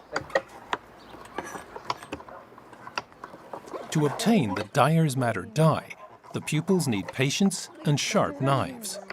In former times, the inner part of the root was used throughout Europe for dyeing wool and silk. Roman uniforms and Turkish headwear were in the rich red of dyer's madder. With the discovery of the first synthetic pigments in the late 1900s, the cultivation of dyer's madder came to a halt. Even in Chiprovci, the plant became extinct, although for centuries it had been used throughout the region to dye wool. Nicola is trying to revive the memory of the forgotten herb. Учениците вече знаят за тия растения, за които възрастните дори имената им не знаят. Така че аз вадя заключение от това, че всичко, което съм правил през тия 30 години, все нещо е останало и ще остане за в бъдеще. Айде! Вижте колко е красива!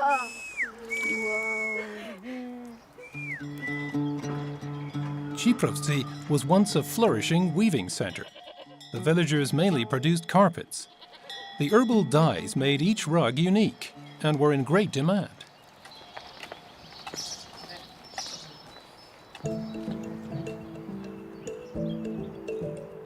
Nicola's work with his pupils has made the village hum.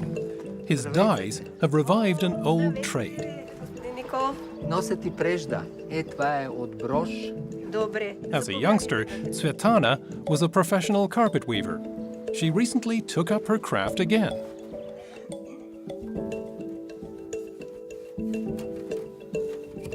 There used to be a loom in every house until the market failed with the collapse of communist rule. The work was no longer profitable. It takes Svetlana 1 month to weave 1 meter of carpet. None of the youngsters wanted to continue the hard work. The natural dyes, though, could revive their interest. Природната багра е мека. Тя действа успокоително на човека. Химическите бои много интензивно, много плътни цветове дават, докато природните багрила цветовете са по-избеляли, и почти винаги смесени. И това е добре. This sensibility for sustainable, naturally produced products from Bulgaria is also welcomed in Western Europe.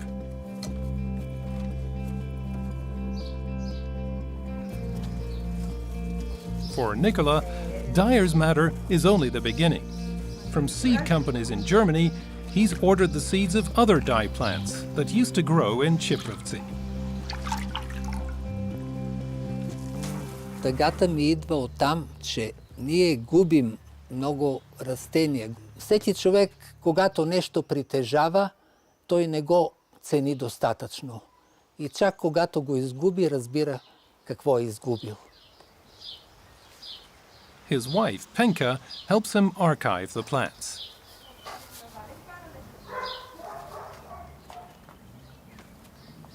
A botanical manual will inform the villagers about the dye plants of Chiprovci. Ще се опитам да го нарисувам, но не знам дали ще стане. Всеки човек през живота си нещо прави. Аз имам задачата да върна изгубените растения. Nicola's production can hardly keep up with demand. He's already planning to add more fields of dyer's madder, together with his pupils. Мечтата ми е първо Чипровци да стане такова, каквото беше. Да се напълни с хора, млади хора.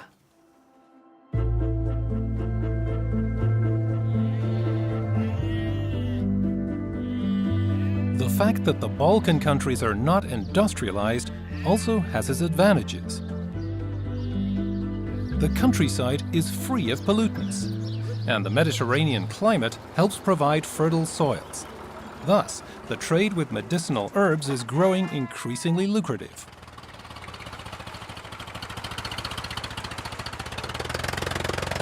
From the small Macedonian town of Novo Selo comes a plant extract that gives cancer sufferers new hope.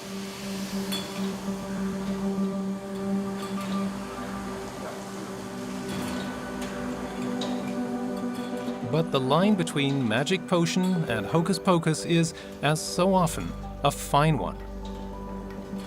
Some call it wonder juice, others a rip-off. Varumi provides a livelihood for half the village.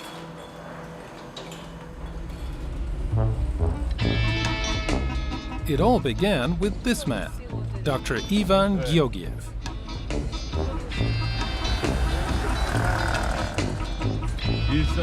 The certified agricultural engineer claims to have already helped Fidel Castro and former Croatian President Tuđman in their struggles against cancer. For many villagers, he's more important than the mayor.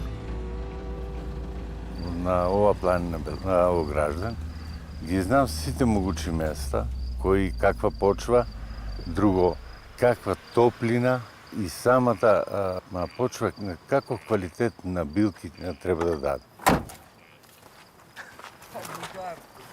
Ајде здраво живо, али работа. Убаво. Over many years, Georgiev has charted the wild herbs in the mountains. At an elevation of 1,400 meters, he found the plants that were his windfall. Таму ќе се бере ајдучка трева. Во нашето општество е поценато ликовитите својства на билките. Ова треба да докажеме дека со ова билка има своја моќ и сите други билки имат моќ. И треба да докажеме дека моќта на здравјето е во билките. In these higher regions, we find large fields of St. John's wort. The plant is an essential ingredient of his supposed wonder drug.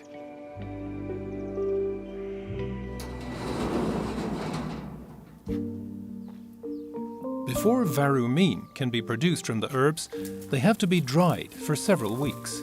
Supposedly, 35,000 customers have ordered Dr. Georgiev's liquid. Варуминот е составен од 30 и нешто билки. Значи, прво треба да им се за подобрување и појачување на имуниот систем, пак вториот дел од билките е да самиот болесник кој ќе почне да го употребува варуминот, да самиот си виде кој ќе застане пред огледалото дека има промени. Ivan Georgiev claims he cured his own cancer years ago, using herbs. Afterward, he began to experiment and develop varumine. Логиката си кажува своето за каков лек ќе направиш и дошто. И има друго, да самата природа си има створено. Дали на цвет, дали на лист, за кој орган. Значи, природата си го само тоа ствара, не друг.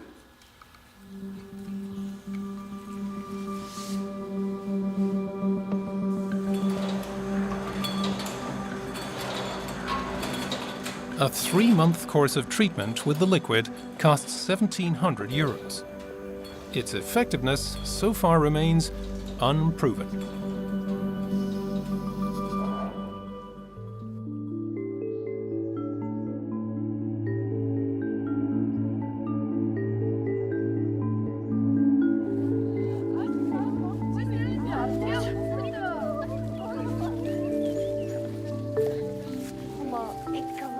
June 24, the day when Bulgarians celebrate herbs. For this occasion, Ralica Kahayova and her girlfriends get up at 3 a.m. Радостта е най-естествената човешка емоция и точно когато си в природата ти я усещаш най-много. И след това почувстваш неговите лъчи, как те стоплят цялото ти тяло и всичко е толкова различно.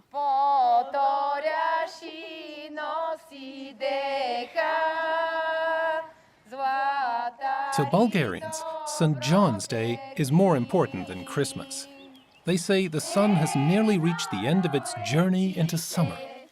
The girls spent the previous evening weaving wreaths of herb blossoms. Now they're waiting for the first rays of dawn. На този ден силата на билките е най-въздействаща и тя се предава върху хората. Ние можем да черпим от нея постоянно. Тя е нашия енергиен източник и ние се възползваме от това.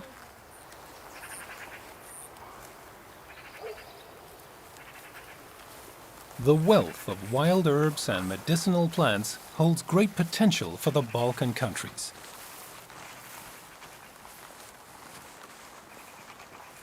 Farmers, biologists, and wild plant experts are beginning to exploit this potential. Future wealth from herbs from the Balkans will depend on their sustainable management. Вярата в добрите неща, защото това е едно от тези добри неща, които се надявам хората да запазят със себе си, като традицията.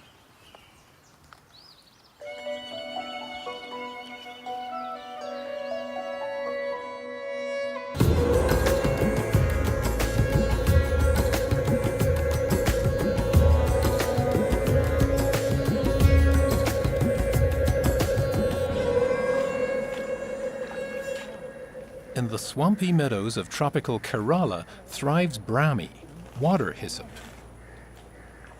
The inconspicuous herb is said to improve the faculties of thought and memory. In India, gathering herbs is a way for many farmers to gain a bit of extra income. Reports that brahmi might be effective against Alzheimer's disease has lifted demand. This prompted Karan's family to start growing brahmi as well.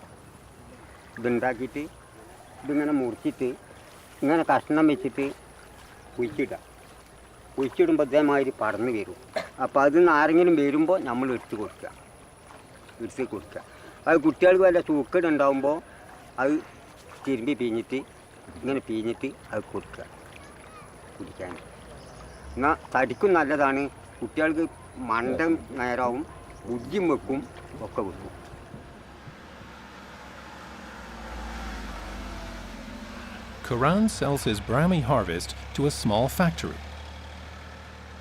From the mountains in the heart of Kerala come a variety of plants that many Indians consider essential to everyday health.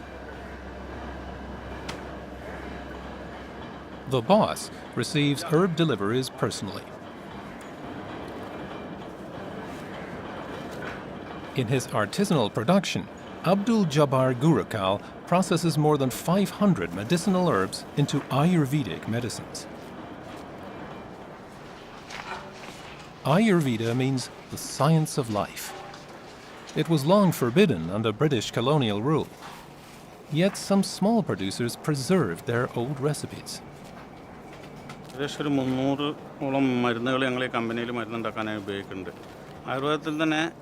രോഗങ്ങളെ തന്നെ 3 തരമാക്കിയിട്ടുണ്ട്. സാധ്യം, അസാധ്യം, അസാധ്യം. ചികിത്സയിൽ മാറുന്നത്, മാറാത്തത്, വളരെ ബുദ്ധിമുട്ടി മാറുന്നു. ചില മരുന്നുകൾക്കൊന്നും മരുന്നുകൾ തന്നെ കാണപ്പെട്ടിട്ടില്ല. അതങ്ങനെ ചികിത്സിച്ച് പോകാം. പക്ഷേ അതിൻ്റെ വേഗത കുറക്കാമെന്ന് മാത്രം. മരുന്നുകളുണ്ടെന്ന് പറയാൻ കഴിയില്ല. മരുന്നുകളുണ്ട്, കണ്ടെത്തപ്പെട്ടിട്ടില്ല എന്ന് മാത്രം.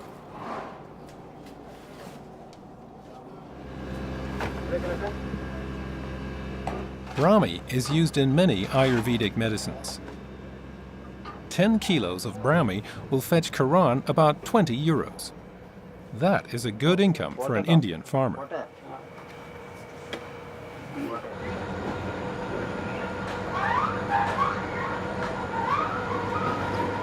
Such herbs as the Asiatic pennywort are directly processed. In the fresh-pressed juice, the active agents are strongest.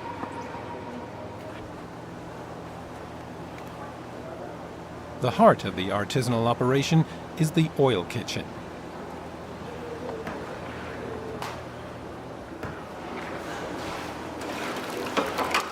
Together with clarified butter, the Brahmi juice is added to an oil already containing other herbs. The herbal mixture then simmers over a wood fire for 3 days. അപ്പോൾ അതുകൊണ്ട് തന്നെ പിന്നെ മറ്റ് പല രാഷ്ട്രങ്ങളിലും ലോകരാഷ്ട്രങ്ങളിലും ആയുർവേദം അറിയപ്പെടാൻ തുടങ്ങിയിട്ടുണ്ട്. അവരതിനെപ്പറ്റി വളരെ ഈഗറായിട്ട് പഠിച്ചുകൊണ്ടിരിക്കുകയാണ്. അപ്പോൾ അതൊക്കെ തന്നെ വളരെയധികം ഇതിന് ഗുണകരമായി ചെയ്യുന്നുണ്ട്. ഞങ്ങൾക്ക് ഡിമാൻഡ് കൂടിക്കൊണ്ടിരിക്കുകയാണ്. നല്ല മരുന്നുകൾക്ക് ഞങ്ങൾക്ക് ഡിമാൻഡ് വർദ്ധിച്ചുകൊണ്ടിരിക്കുകയാണ്. അപ്പോൾ ഫ്യൂച്ചറിൽ ഞങ്ങൾക്ക് നല്ല പ്രതീക്ഷയുണ്ട്. Most medicines are mixed from dried ingredients, including plants that would be toxic at the wrong dosage. With his scales, master mixer Abdullah must make no errors. ചുക്ക് ഉപയോഗിക്കും ഏറ്റവും കൂടുതലായിട്ട്. കടുക്ക, നെല്ലിക്ക, താനിക്ക ഇതൊക്കെ കൂടുതലായിട്ട് ഉപയോഗിക്കും. ഒരൈറ്റത്തിൽക്കും മരുന്നിൽക്കും ഏതാ കൂടുതൽ വരാച്ചാലാണ് ഉപയോഗിക്കുക. 100 പരം ചെടികൾ ഉപയോഗിക്കുന്നുണ്ട്. വേര് ഉപയോഗിക്കും, തണ്ട് ഉപയോഗിക്കും, ഇലകൾ ഉപയോഗിക്കുക. ഓരോ മരുന്നിനനുസരിച്ചാണ് സാധനങ്ങൾ എടുക്കുക.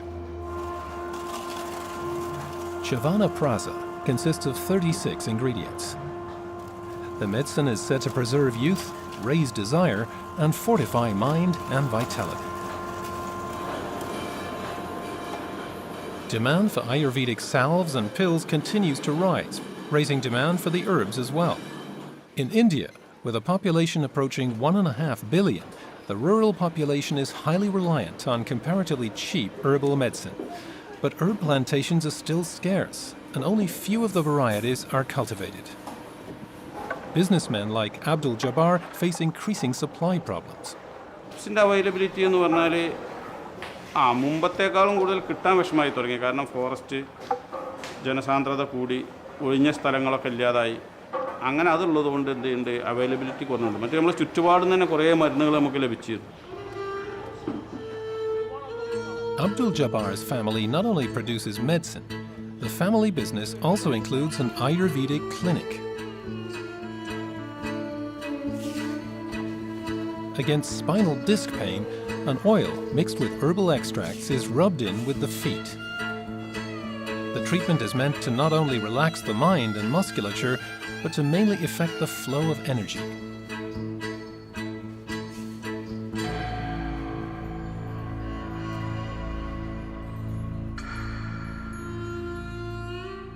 The clinic is run by Abdul Jabbar's brother, Abdul Rahim.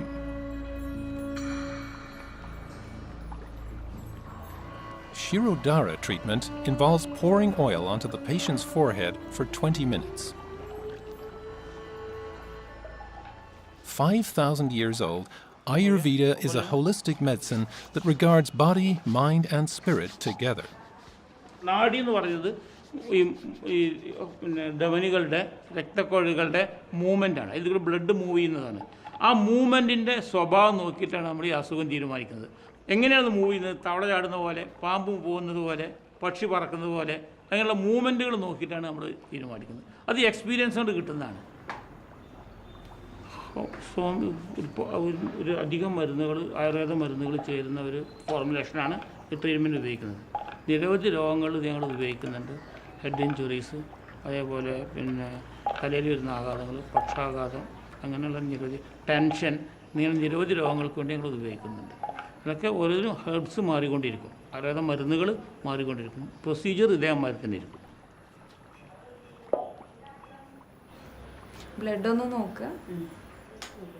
Nadia Mansour takes care of the clinic's female patients. The doctor first detects the doshas, the elements that each person is born with.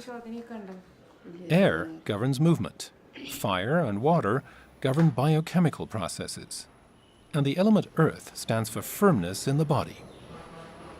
ഈ രോഗത്തിൽ ഏത് ദോഷമാണ് കോപിച്ചിരിക്കുന്നതെന്ന് pulse നോക്കി പറയാൻ പറ്റും. ഒരു രോഗത്തിൽ തന്നെ പല രോഗികൾക്കും വേറെ വേറെ മരുന്നാവും കൊടുക്കേണ്ടി വരിക. കാരണം രോഗികളിലെ എല്ലാ രോഗികളിലും ദോഷങ്ങൾ വ്യത്യാസം ഉണ്ടായിരിക്കും. ദോഷങ്ങളുടെ കോമ്പിനേഷൻ ഉണ്ടാവും. ദോഷം മനസ്സിലാക്കി കഴിഞ്ഞാൽ രോഗം മനസ്സിലാക്കാനും മാറ്റാനും വളരെ എളുപ്പമാണ്. and the patient gets the formulation directly at the clinic's own pharmacy.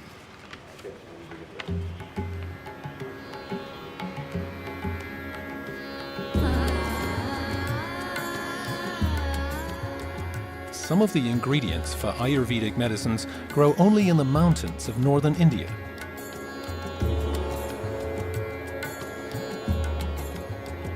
In the state of Himachal Pradesh, deep within the Himalayas, lies the village Batad.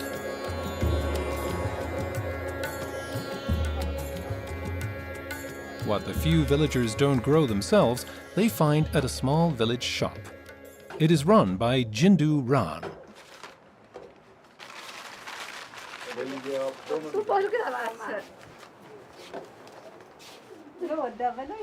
Even with health problems, the villagers turn to the merchant for help. Jindu Ram is a substitute for a village doctor. A neighbor has come with stomach pain. Until 20 years ago, this village had a healer. When he died, they couldn't find a successor. So the shop owner decided to get training from an herbal healer in the next valley.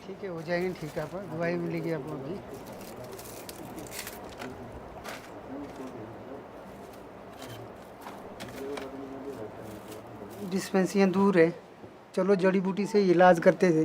पहले भी जड़ी बूटी से इलाज होता था, तो अब वैद्य है नहीं। अब कोई कोई वैद्य रहे, कहीं कहीं रहे, वो भी अब कोई करते इस काम को, कोई करते ही नहीं। To treat stomach problems, Jindu Ram concocts a medicine of 5 herbs. He uses only tiny amounts. जड़ी बूटियाँ तो सारी खत्म ही है, अब मिलनी मुश्किल है। अगर कोई खेती बाड़ी करेंगे तो मिलेंगे, जंगल में तो जड़ी बूटी खत्म है। और बड़ी मुश्किल से तलाश करनी होती है जंगलों में। और ये जो है जटामासी है, ये भी तो जोतों में खत्म ही समझ लो। लोगों ने उठा के खत्म कर दिया, पैदा हुई नहीं है। Valerian has a stimulating or calming effect depending on the dosage. In India, it's a panacea, one that is becoming difficult to find in nature. The neighbor is to take the mixture twice a day for 4 days.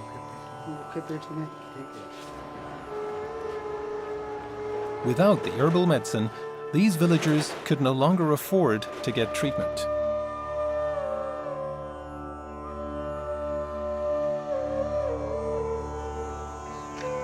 Jindu Ram regularly hikes up into the mountains.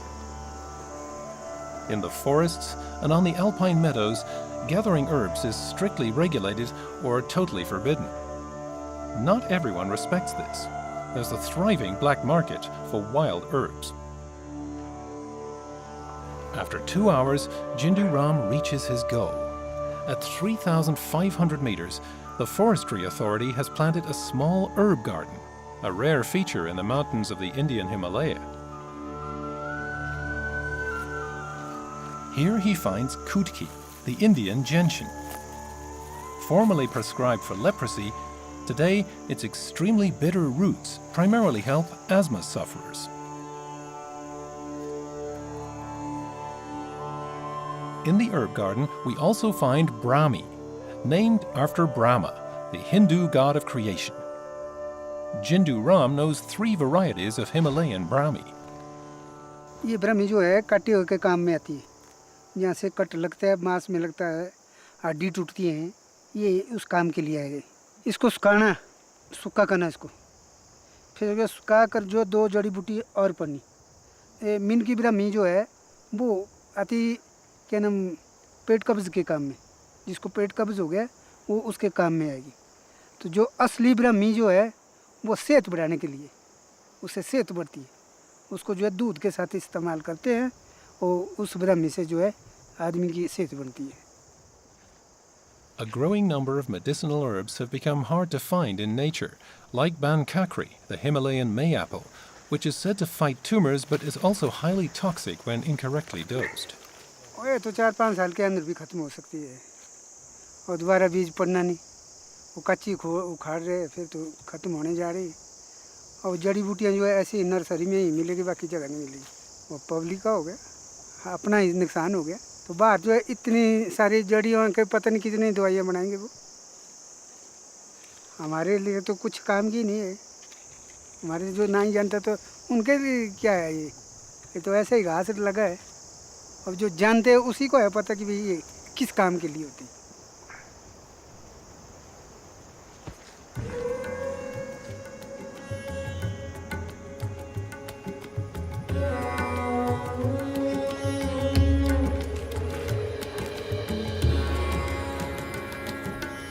Tamil Nadu in the south of India, the land of rice paddies, sugar palms and Dravidian temples.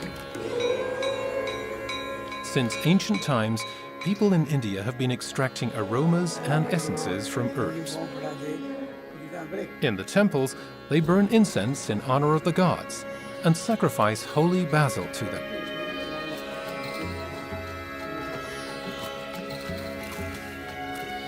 The secret of this herb was discovered 4,000 years ago, during the Harappan civilization.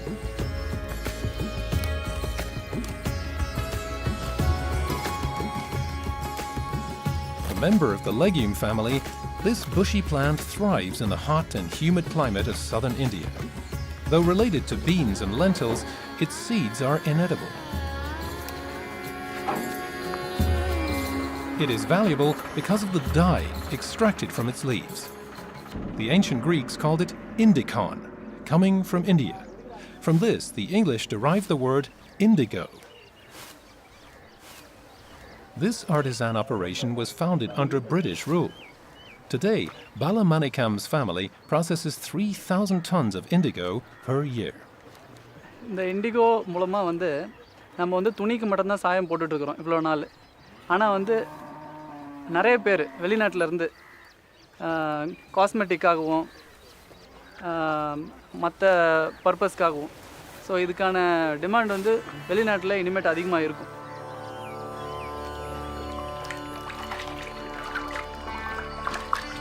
The growing demand for natural products also sparked the revival of indigo.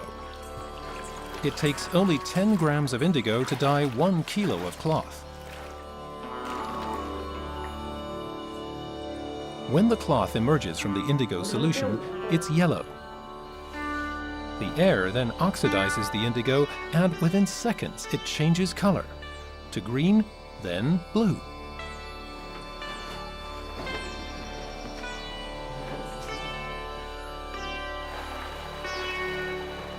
Indigo plants contain indicon, a colorless chemical compound. First, the herb is soaked for 18 hours. Fermentation converts the indicon into the yellow substance indoxyl. The water is then run into another tank.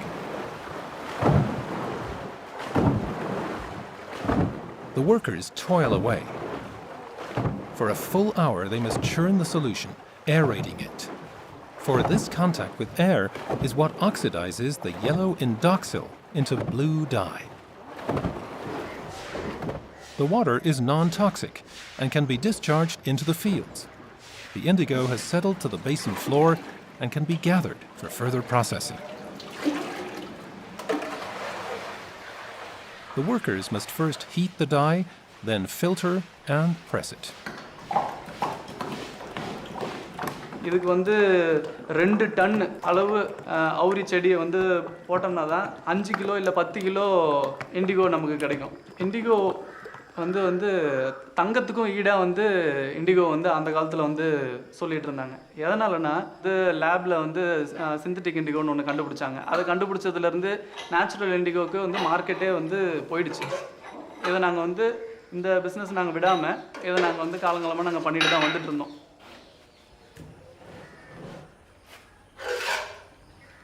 It takes the indigo cakes 6 weeks to dry. Then they can be sold.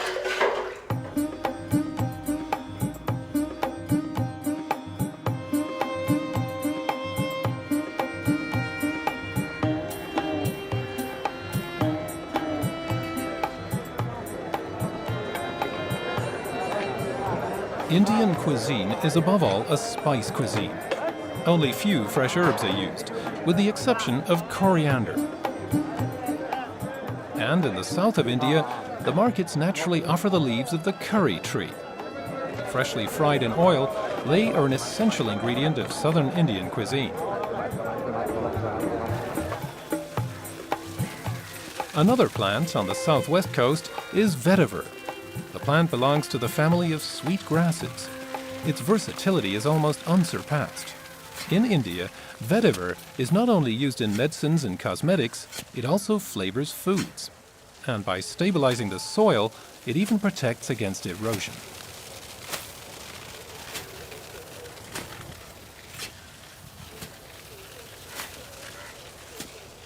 To determine the ideal time for harvest, farmer Dasan tests the roots.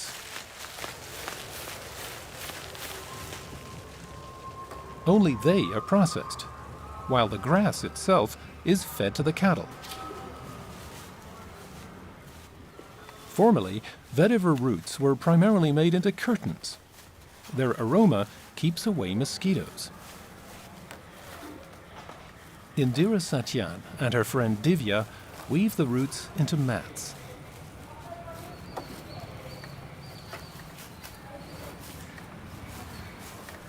നമുക്ക് കുടിക്കാനും നല്ല തണവോട് കൂടിയുള്ള വെള്ളം കുടിക്കാനൊക്കെ ഏറ്റവും നല്ലതാണ് രാമച്ചം. രാമച്ചത്ത് കൊണ്ടുള്ള soap ഏറ്റവും നല്ലതാണ്. രാമച്ചത്തിൻ്റെ വിശറി, രാമച്ചത്തിൻ്റെ ചെരുപ്പ്, ചെരുപ്പ് വാതസംബന്ധം ആയുള്ള അവർക്കൊക്കെ എടുത്ത് നടക്കാനൊക്കെ ഏറ്റവും നല്ലതാണ്. With her mats, Indira serves a niche market. Today, most Indian vetiver is used for the production of essential oils.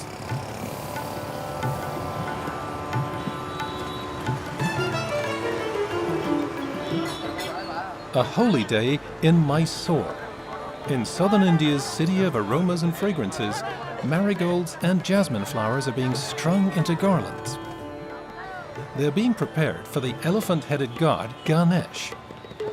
His annual festival is celebrated throughout southern India. In Mysore, they light a 2-meter-tall incense stick in his honor.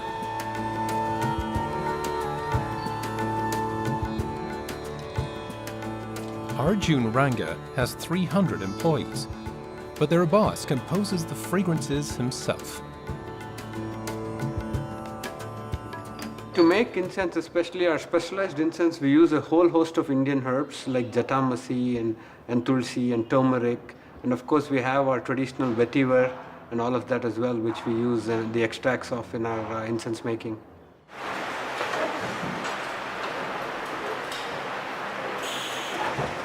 Founded in 1950, the company Cycle leads the Indian market for stick incense.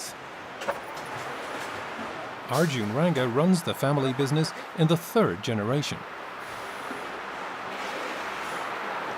In Mysore and the surrounding area, they produce 8 billion incense sticks per year, nearly 22 million per day.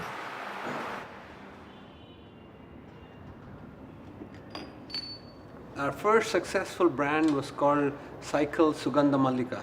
This was in 1952, and we've just done a relaunch of the fragrance with more modern materials as well added to it. But the core of the fragrance still remains the way my grandfather created it. And it's 1952, so it's almost 70 years, 60 years old, the fragrance. Yeah.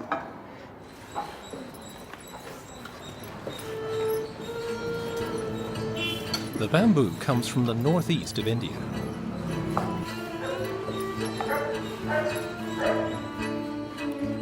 The sticks are rolled in 25,000 households and by many contractors. Today, Arjun exports them all around the world. Post the year 2000, there's been a sudden increase in incense consumption worldwide. You know, with the advent of Ayurveda and spirituality and yoga and all of that, incense sticks, especially Indian agarbattis, as they're called in India, have become an instant connect with Eastern culture. So you actually light an incense stick and the Eastern ambience is created. Arjun's sticks burn on house altars and in temples all across Asia. Some Indians also attribute healing powers to incense aromas.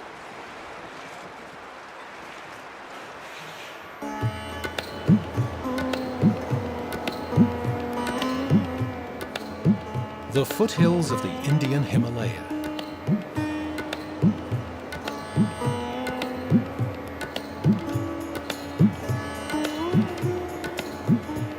In the catchment area of the Beas River lies the town Banjar.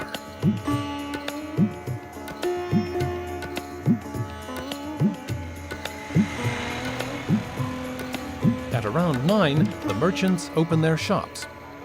Among them, Buddhi Singh. Buddhi Singh runs a small shoe shop. In the summer, it's run by his wife, while Buddhi Singh attends to a business that is more profitable than selling shoes. अभी तक माल जो है market में पूरे तरीके से नहीं आया है। 2-4 हफ्ते में जो गोदाम भर जाएगा, उसके बाद में माल को जहां मार्केट अच्छी होगी, दिल्ली या अमृतसर ले जाऊंगा। तब जो है माल भी जो है उस टाइम गोदाम पूरा भर जाएगा माल से, तो 2-4 हफ्ते में जो है माल दिल्ली ले जाऊंगा या अमृतसर ले जाऊंगा, जहां भी मार्केट अच्छी हो।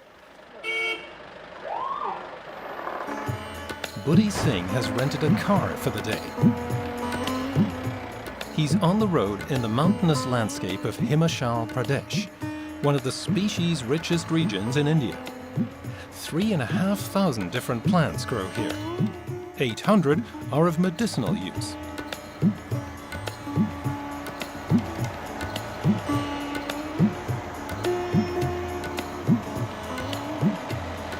Buddhi Singh deals in wild herbs gathered at middle mountain elevations.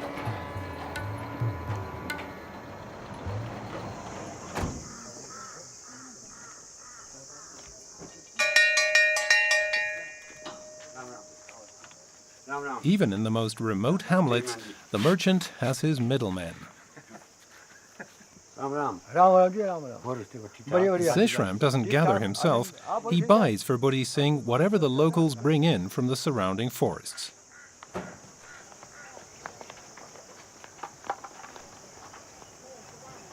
In villages like this, gathering wild herbs provides important extra income for the families. The Forestry Authority issues licenses. An annual 2.5 thousand tons of medicinal plants are gathered and traded in this part of Himachal Pradesh alone, worth nearly 2 million euros. The price depends on the quality. Buddhi Singh checks the herbs, then the two discuss them.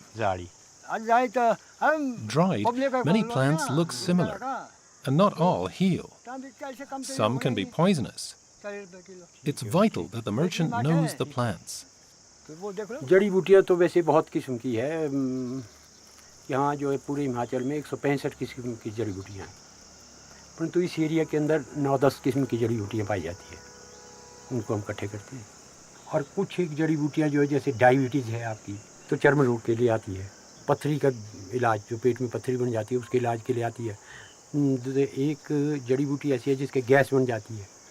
Gas जो है पेट की gas, diabetes, और आपका जो है एक जड़ी तो इसके लिए कैंसर तक का इलाज करती है।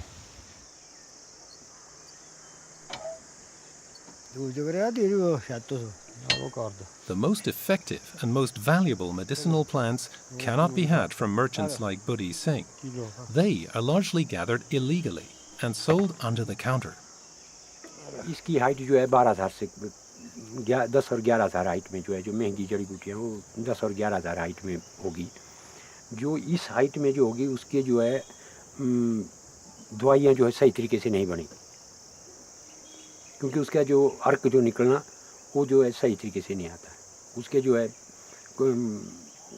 गुणवत्ता जो है उतनी नहीं जितनी कि 10-11,000 हाइट की जड़ी बूटियाँ होती है।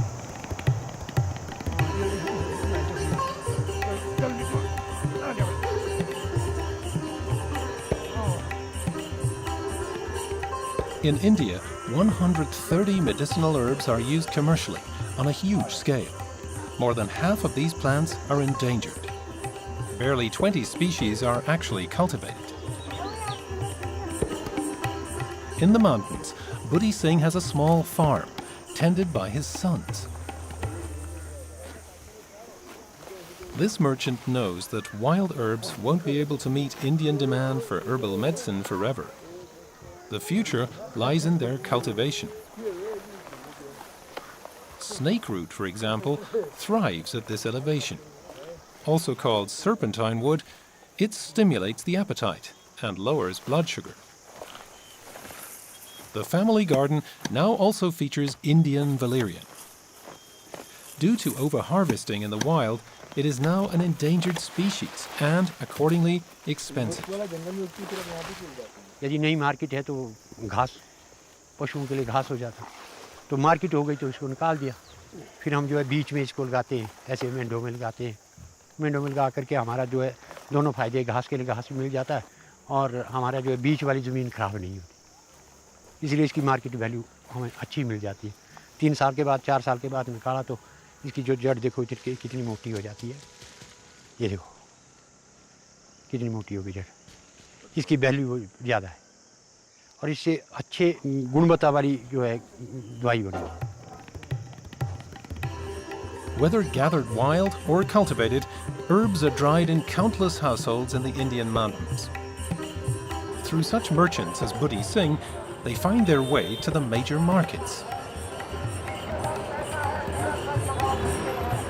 Founded during Mughal rule in the 17th century, at the heart of Delhi's old town Kari Bayuli lies Asia's biggest market for dried fruits, spices and herbs.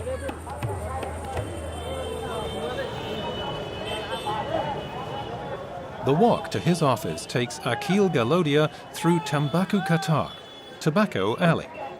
This leads to an inner courtyard. This is the heart of the Indian trade in medicinal herbs.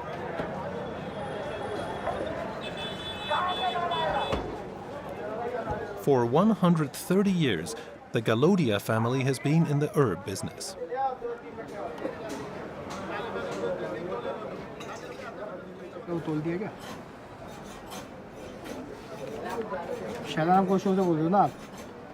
He does his business by telephone. Akil is a wholesale merchant. His inventory includes more than 500 herbs, with total annual sales exceeding 300 tons of dried plants only. His customers are located throughout India, manufacturers of medicines and cosmetics who rely on Akil to deliver premium quality. मुश्किल होता जाएगा ही ना, क्योंकि जो आदमी को पहचान ही नहीं है, जो पुराने आदमी होते थे जिनको पहचान होती थी, अब वो रहे नहीं है। नई जनरेशन जो है वो जाती नहीं है जंगलों के अंदर इकट्ठा करने कलेक्शन के लिए उस आइटम, क्योंकि उन्हें पता ही नहीं है।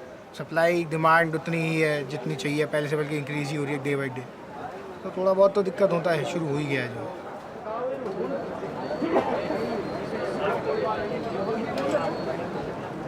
It is a world all its own.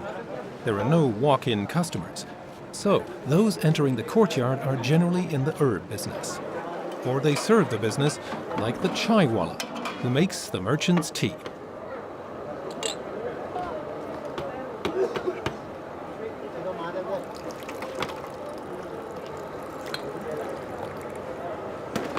ये कुटकी है, इसका रेट है आज के दिन जो है 1000 रुपीज़ पर केजी, और ये ब्लड प्यूरिफिकेशन के काम आता है।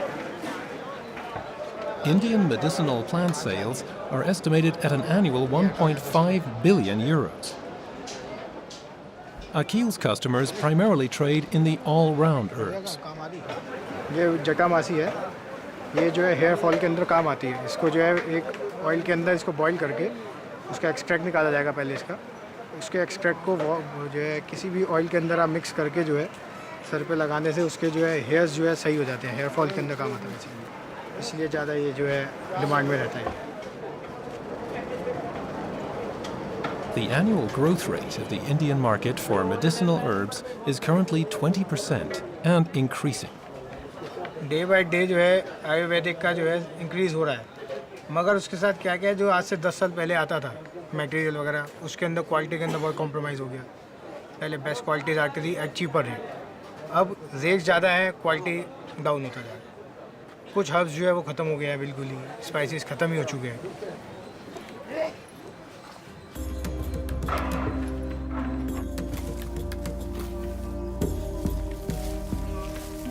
Elsewhere, they have begun large-scale cultivation of a few select medicinal herbs. Tulsi, holy basil, also called the incomparable, helps against many ailments.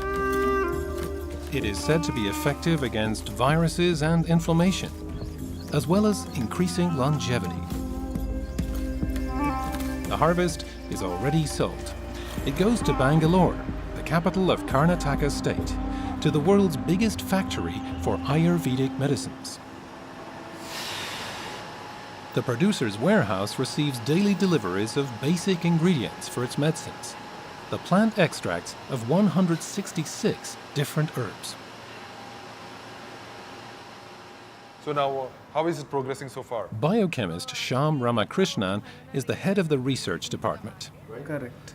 Under his supervision, 200 scientists analyze the active agents of plants, testing them for the development of new products. So what is the status of these products? They're trying to grow the rarer plants in vitro.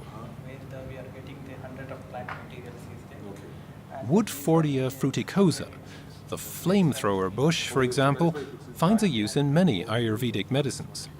An extract of its flowers is said to help against herpes.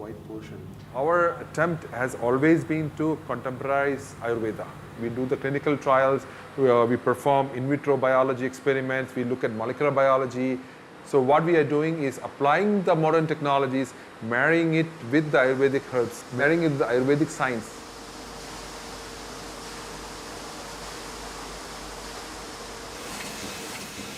$10 million pills per day translates to an annual revenue of 300 million euros. In more than 90 countries, doctors prescribe Ayurvedic medicines bearing the Himalaya brand. The key market, of course, is India. For this market, a few years ago, the company added the production of cosmetics. As the nose of the company, Indira Kumarasen develops new fragrances. Her current project is a liquid hand wash with a basil note. हमारे market target है growing Indian upper middle class and middle class फिर हमारा एक और customer है the working women उनको अभी time नहीं मिल रहा है अपने के ऊपर ख्याल कर रखने के लिए टाइम नहीं मिल रहा है उन लोगों को The products contains some of the natural ingredients like neem, tulsi and aloe vera. Now the growing trend is also towards the good quality of the natural ingredients. That's what consumer like. That's a growing trend of Indian market. That's right. Yeah.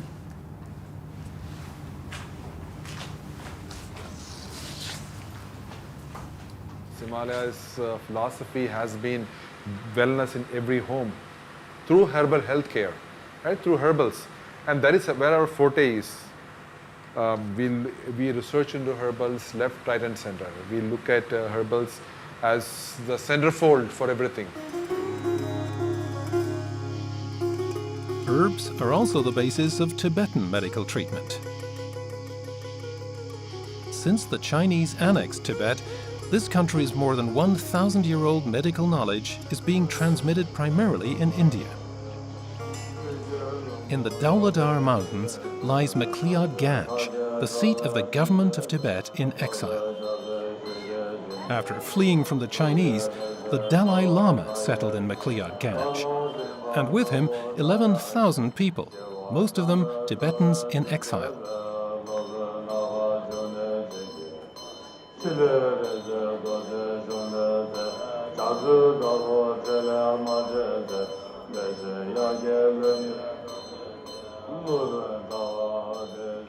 Like no other place in the world, McLeod Ganj is a refuge for Tibetan culture.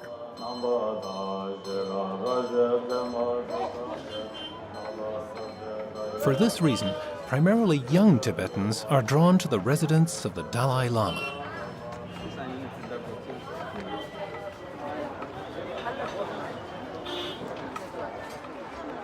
Tenzin Somo and her friends have come to McLeod Ganj from afar to study Tibetan medicine.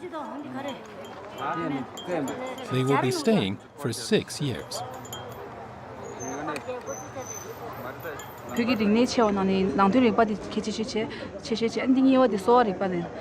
sorry ba jang ko ga ni ne da ngara thoni na sorry ba da rishun za chimbu jin sambo ani pheba zam main ba chimi la pen thoi da khanji te ani ya bu yor sam ani da susu thoni da rishun di sungyop chela da khanji ni ba chinji da inde loji ten thoye jinga lewa chi ra ani kan ne ba khang ma te da ani susu thong khang thu do ya ko che sam chashi.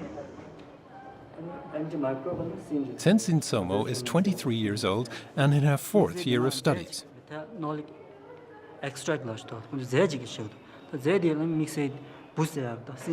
125 young women and men are studying at the Minsei Kang Institute of Tibetan Medicine. Founded in the 8th century, it combines elements of Indian Ayurvedic, Chinese, and Persian medicine. One of the key subjects is herbalism. Exams are approaching.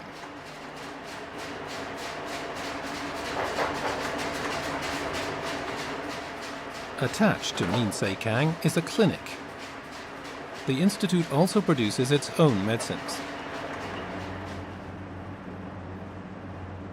At the end of their studies, up-and-coming doctors like Tenzin Somo must know 175 Tibetan medicines, some with up to 32 ingredients.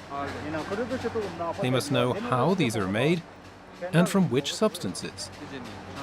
Although a small number of medicines also contain minerals, Tibetan healing is based, like Ayurveda, on herbs.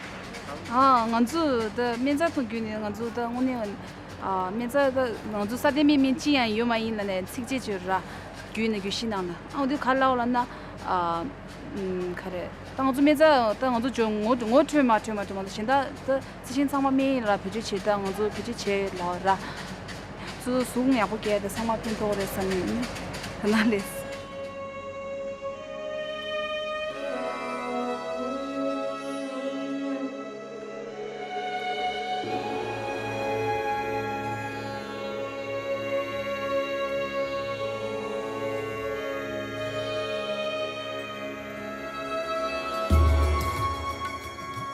Their training regularly takes the students high into the mountains. 1,500 meters must be climbed. At the tree line, we find the greatest diversity of medicinal herbs. The students learn at what time of year the active agents of each individual plant reach their peak. Generally speaking, roots are usually harvested in autumn, leaves and flowers in summer. By the end of their studies, the students must be able to identify more than 200 medicinal herbs in nature and know their effects.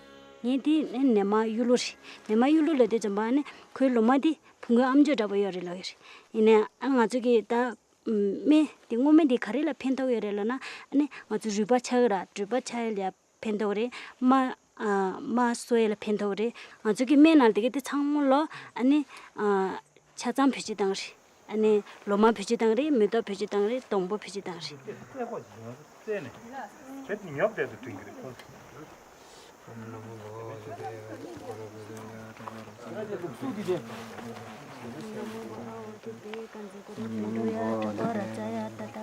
When they pluck herbs, the students recite the mantra of the medicine Buddha, requesting him to permanently heal the afflicted of this world.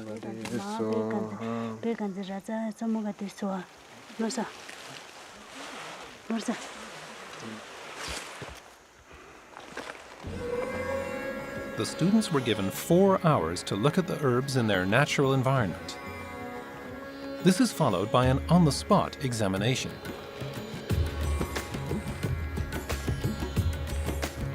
Tenzin will soon be working as a doctor. The rural population especially needs affordable, compatible medicine, a medicine based on herbs. These students will only be able to treat future patients if India can manage to preserve its great variety of herbs in nature.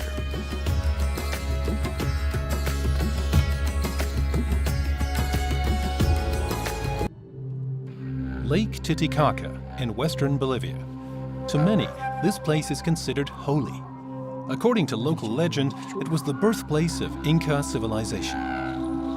A medicine man from the nearby Andes, a Kalawaya, and his wife stop to rest on the high plain. They have brought herbs, coca leaves, and sweets.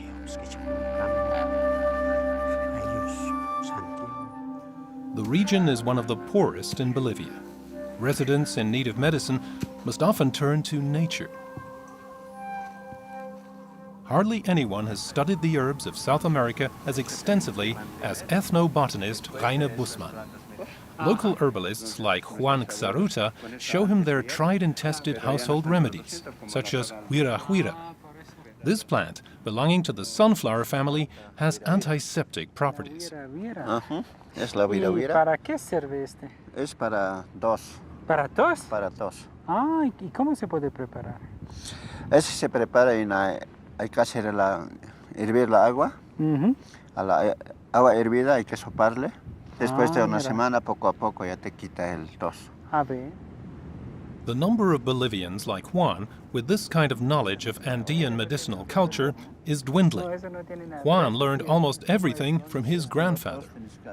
Das Wichtigste ist die Verbindung zum traditionellen Wissen der Leute vor Ort, denn nur die wissen, wo Pflanzen gesammelt werden sollten, wann müssen die geerntet werden, wie funktionieren sie, für welche Krankheit kann man sie direkt benutzen. Aha.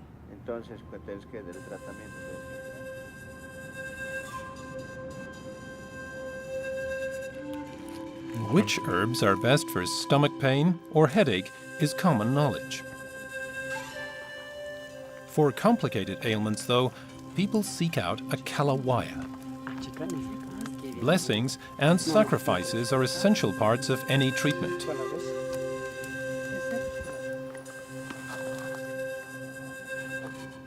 Rituale sind in vielen traditionellen Medizinsystemen extrem wichtig. Der Patient muss verstehen, dass er tatsächlich geheilt werden kann. Also so eine Art Eigenheilung ist ein ganz, ganz wichtiger Aspekt hier. Also ohne Ritual würden viele Kräuter hier nicht funktionieren. Insofern ist es natürlich auch wichtig, diesen Aspekt zu dokumentieren und weiterzugeben an andere Generationen, weil wir sonst tatsächlich den Heileffekt verlieren würden. The Kalawaya believe that the burning of gifts appeases the Andean gods, and that the smoke from burning herbs purifies and heals patients. Traditionally, the healers are paid in kind. Die Kalawayas haben eine sehr lange Tradition. Die Kalawaya waren immer die Ärzte der Inkas. Das sind die bekanntesten Kräuterheiler in Südamerika und ziehen wirklich hier in der ganzen Region, in der weiten Region herum, also in Bolivien, Ecuador, manche gehen nach Chile. Also wenn man krank ist, dann möchte man von einem Kalawaya behandelt werden. These itinerant healers gather their herbs in the wilderness. The muña, for example, contains essential oils and helps with digestive problems. Esta es la muña. Se nota del olor. Ay, sí que olor rico. Claro, hay muñas también en otras regiones es diferente sí, un poco. Sí. ¿Y se puede tomar con frecuencia? No, ¿Como cada día? O puedes tomar. Esto no es como químicos que te puede maltratar, o sea, te puede dañar, sino que es natural, ¿no? Excelente, sí, muchas gracias. Sí. ¿Por qué? Listo. Bei Heilpflanzen ist es sehr, sehr schwer, einen Inhaltsstoff zu isolieren. Diese Muña hat wahrscheinlich 10.000 Inhaltsstoffe. Das heißt, wenn wir jetzt einen Hauptinhaltsstoff rausisolieren, dann ist er entweder nicht allein funktionsfähig oder ist giftig oder wir können ihn nicht in den Körper reinbringen. Was die Naturmedizin so wichtig macht, ist wirklich das Zusammenspiel dieser Inhaltsstoffe.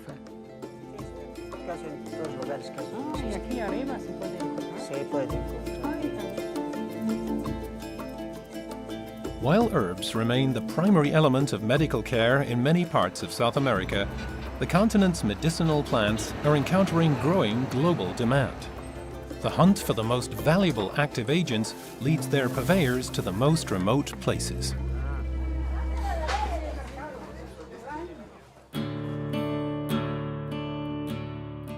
The south of Peru is known for its harsh, arid climate and desert-like landscape. Hours ago, José Ingamani and his family set out on foot. In the wilderness of the Andean foothills, the Ingamanis look for a sheltered campsite. For the next few days, they will live and work here.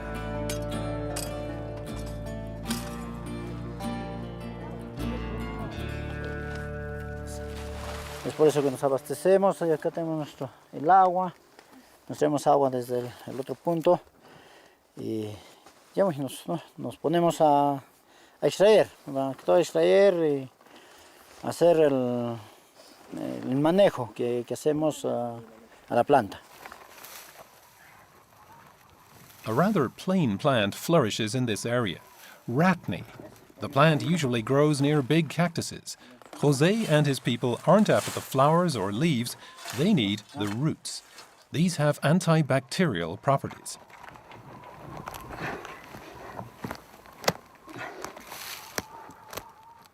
It takes 7 years for a ratney plant to produce roots ripe for harvest. Just pulling them out would therefore quickly jeopardize the population. José follows a routine. Ahí está, esta es la raíz.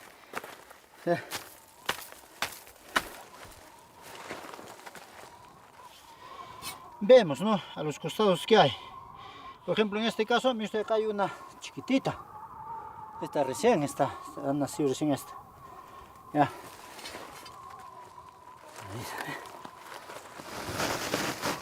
Esta semilla, lo único que hacemos es con la tierra así y con el pie.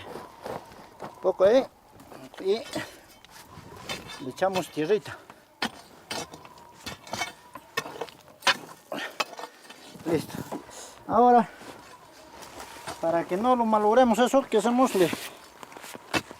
Lo volvemos a tapar con la misma esto. Cuidado, le botamos así encima. Listo, ya está botado. Entonces ahí abajo con la sombrita va a salir de nuevo la plantita. Y esa chiquita, el sol no lo va a matar, entonces esto ya lo va a proteger. Ratney cannot be cultivated. That's why the buyer of the roots, a Swiss natural cosmetics manufacturer, hired botanist Fatima Caceres to design a method to protect their supply.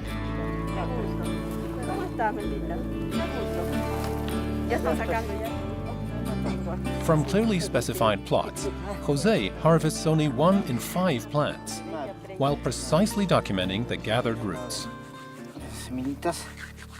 La especie estaba en estado vulnerable, en estado amenazado en el país. Si ellos extraen una planta adulta, deben de sembrar al menos 20 semillas para que salgan 2 o 3 plantas en el área y sea de esa manera devuelta.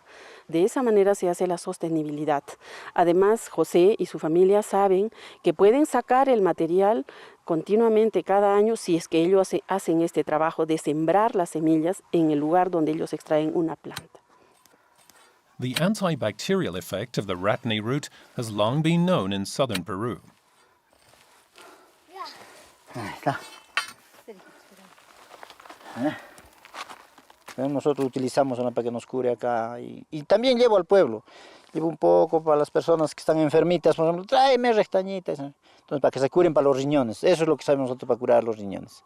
Entonces, nosotros les llevamos y nos agradecen la gente, ¿no? Sí se pueden hablar. Sí. The working days in the wilderness are long. After 2 weeks, the root gatherers return to their village, Chuquibamba. Out of 3,000 villagers, the Ingamanes are the only ones with a license to harvest ratney. The cleaning and drying of the shredded roots is also a group effort.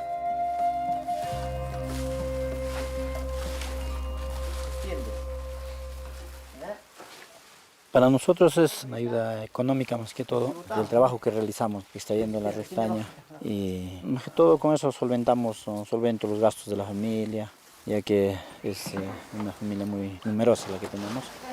Yo tengo 10 hijos, 10 hijos de los cuales trabajamos todos nosotros, ¿no? For José and his family, the Ratney project provides a guaranteed constant income. They deliver directly to the buyer, with no middleman. The demand is considerable. The Ingamanes ship a ton per year to the production site in southern Germany.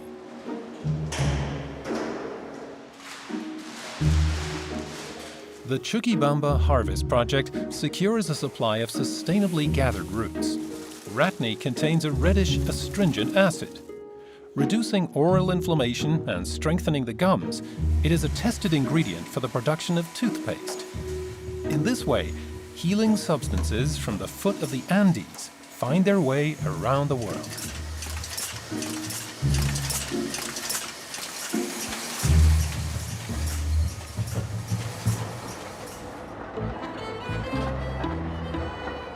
Buenos Aires, the capital of Argentina, bears a strong imprint of European immigrants. Much here comes from Europe, even such kitchen herbs as rosemary or oregano. The special lure of pura tierra is ingredients from all over South America, ingredients unknown to many of its diners. With his culinary concept, star chef Martin Maltani regularly ranks among the continent's 50 best restaurants. Los restaurantes son ese lugar que tenemos con el cliente para contarle historias acerca de nuestras costumbres. La cocina me da una herramienta para poder, por un lado, viajar, por otro lado, descubrir cosas todos los días, porque la realidad es que la cocina no se acaba nunca. Cada hierba que descubrimos, cada pequeño hongo, cada pequeño productor es un descubrimiento nuevo. Today, he's experimenting with Oxalis valdiviensis, a false shamrock indigenous to Chile and Argentina. En el Oxalis usamos el tallo y usamos las hojas, la cual el pueblo mapuche usaba para refrescar las papas cuando las cocinaban en el suelo, pero es muy bonita. In many parts of Patagonia, wild rabbits are pests. Martin candies the tender meat, refining it with crispy fried potato strips and indigenous tomatoes. From the leaves of the sorrel, he makes a cream which, along with the flowers, gives the dish a tarty, fruity note. For his recipes, Martin seeks out herbs that have existed in the country for ages, but which have been ignored by modern Argentine cuisine. He discovers these specialties on his tours of the outlining provinces. Then he gets his wholesalers to cultivate them. ¿Con cuál? Y no, yo me llevo un par de las que preparaste. Bueno, mira, yo me parece que por ahí, esta que está linda. Uso esta de Mancay. Y prueba con esta. Perfecto. Salís a ver cómo sale todo. Las pruebo y después te vengo a buscar más. Dale, perfecto, Dale, acá vamos. te espero. The roots of the amancay, also called the lily of the Incas, are known to contain much starch. A medida que empieza a crecer, empieza a generar una raíz rizomatosa, que es lo que antiguamente los mapuches utilizaban como un vegetal para hacer medicina y también para comerlo. Legend has it that a condor abducted the girl Amancay as she went out to pick medicinal herbs in the Andes. His claws injured Amancay, and in each spot where her blood dripped onto the ground, an herb with flecked flowers grew. These now enhance Martin's menu. Cada componente en nuestro plato es un ingrediente, no los tomamos como decoración, sino que cada cosa que está presente en el plato tiene algo que aportar, una acidez, un crocante, un sabor particular.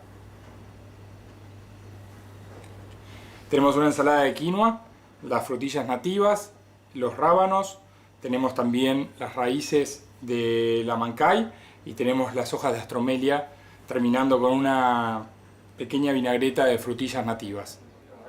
Martin's successful style of cooking is modern, yet also a celebration of the culinary traditions of the Aboriginals of Argentina.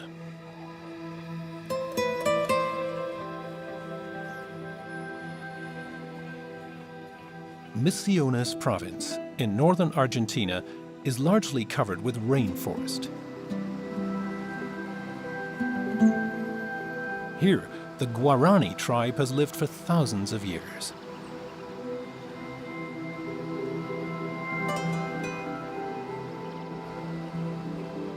Isabel Aquino is one of them.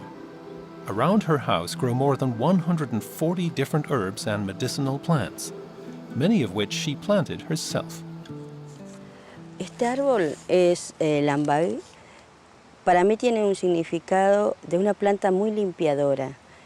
Limpia todo lo que tenga que ver con donde está conectado nuestras emociones. Para mí es una planta que me da mucha energía, me da mucha salud. Es una planta que me conecta mucho con la madre tierra, con mis raíces, con mi esencia.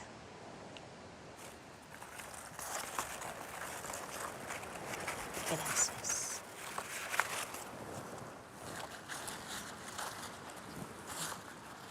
Cuando se termina la recolección, volver a agradecer a la planta, a la generosidad y volver a agradecer al sol.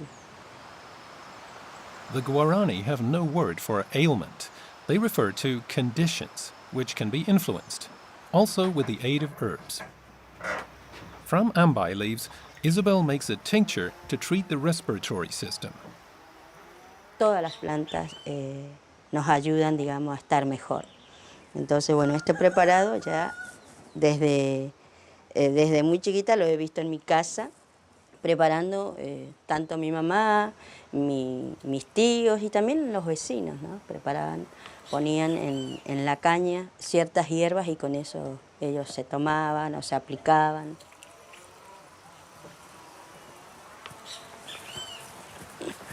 Isabel uses herbs to treat people who have become imbalanced. Gabriela has blood pressure problems and dizzy spells, for which she has no explanation. Isabel always begins a treatment with a ritual. Yo paso el humo con las plantas para que ella me muestre cuál es la parte del organismo que está necesitando aumentar un poco energía y defensas. Entonces, a través de eso, después nos conectamos con la planta que ella también elige para que pueda mejorar y recuperar su bienestar general. Gabriela has chosen stevia, which the Guarani call sweet herb. It dilates the blood vessels and lowers blood pressure. Her dose is the exact amount that fits between the lines on her palm. Le agradecemos a las hierbas que nos acompañaron y a todos nuestros ancestros que nos ayudaron. Así que muchas gracias por la confianza.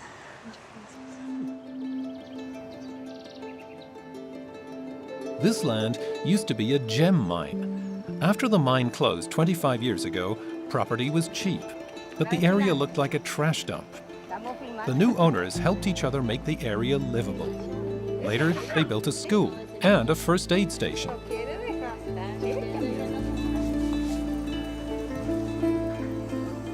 Vegetables, lettuce, and herbs. Isabel taught her neighbors how to grow them. A small, vibrant community evolved. Betty Zemunik belongs to a group of women cultivating rare medicinal plants under Isabel's supervision. Actually, a great deal more is involved. Working with Isabel and the herbs helped Betty get through a deep existential crisis. Isa para mí es mi maestra genial. A partir de haber conocido a Isa, recuperé mi vida, en cierta forma. Sí, es maestra, terapéutica, es mi ídola, te digo, de una. Entonces, encontrarla a Isa fue como encontrar también mis raíces y volver a retomar esos sabores, saberes. Y se ayuda mucho, mucha gente muy humilde, ¿no? Así como me ayudaron a mí, también podemos transferir conocimiento a gente que hacemos a través de nuestro trabajo. Sí. To Isabel, healing means allowing others to benefit from her strength.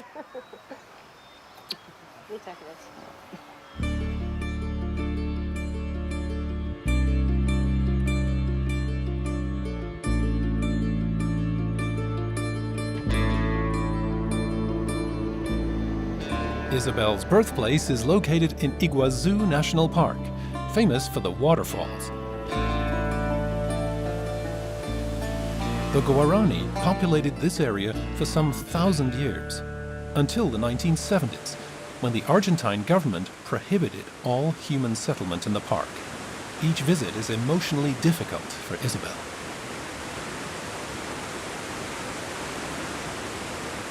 Nos mudamos de aquí a 8 kilómetros de aquí de las cataratas. Nos dijeron que ya no podíamos estar aquí. Y recuerdo que nos bañábamos aquí. Era un lugar de mucha libertad, de mucha paz. Éramos como una familia, con la planta, con los animales, con el agua, con el viento. In her work as an herbal healer, Isabel has often benefited from her childhood in the natural paradise by the Iguazú. Esto que aprendí, digamos, este conocimiento ancestral, yo creo que sí, que se ha perdido en el camino bastante, las plantas medicinales especialmente, pero creo que se va de a poco de nuevo armando una nueva conciencia de que, bueno, son vidas para otras vidas.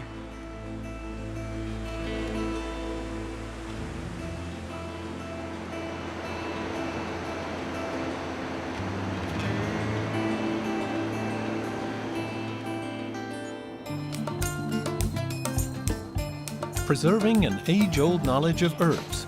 Even in La Paz, in Bolivia, it's an ongoing challenge.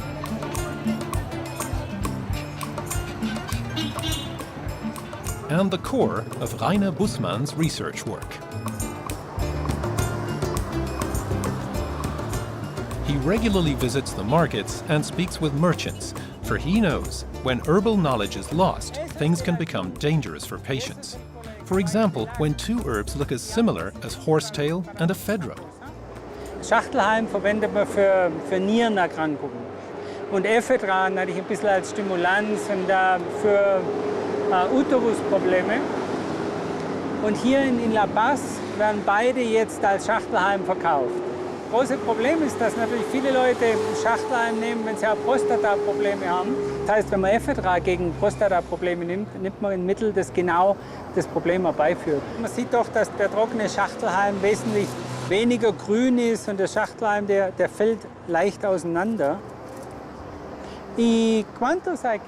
To prevent these mistakes, Bussmann and his Bolivian colleagues provide education. Their herb manual, published in collaboration with the Health Ministry, is distributed free of charge.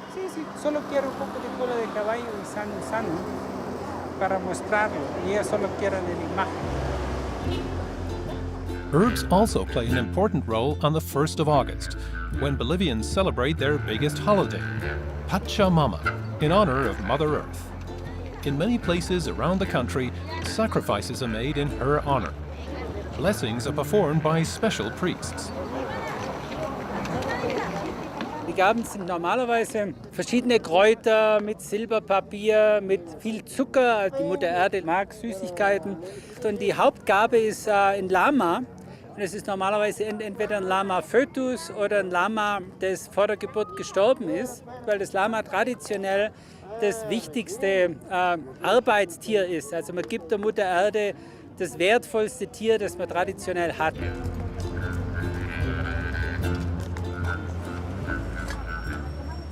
People ask the Pachamama for luck in love or success at work, but also for a protecting hand over the new car. The blessing is always with alcohol, usually beer. Nachmittags gibt es lange Staus, wenn die Letzten versuchen, möglichst schnell noch einen Priester zu erwischen. Und das Problem ist natürlich auch, dass die ganzen Priester nachmittags letztendlich betrunken sind. Das heißt, wenn man früh morgens kommt, hat man bessere Chancen, eine gute Segnung zu kriegen. After the arrival of the Spanish in South America, Catholic missionaries tried to replace the heathen Earth Mother with the Virgin Mary. Yet, many of the traditional Pachamama rituals are practiced to this day.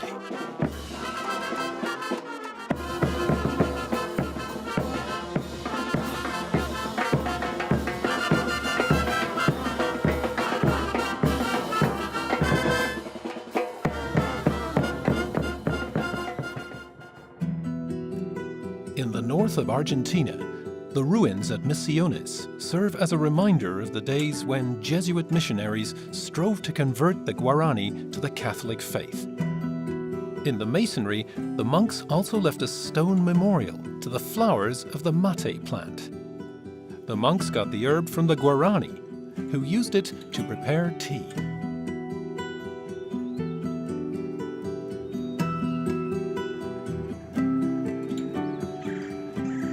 Mate flourishes in the dark red soil of Misiones, where we find the greatest acreage under mate in Argentina. The demand is huge. 90% of Argentines drink the bitter herbal tea, with a cup of mate and a thermos jug constantly at hand. Roberto Semenyuk celebrates the shared brew as a ritual of communion. Para mi familia creo que es algo muy importante porque tenemos momentos en el día que nos sentamos con la señora, con la hija y dedicamos ese tiempo para tomar el mate, para charlar, para discutir cosas, quizás decidir cosas y esto es lo importante del mate, que el mate une. Roberto is a mate producer. He grows the evergreen shrubs on his plantation. His daughter, Gabriela, joins him in the fields as often as possible.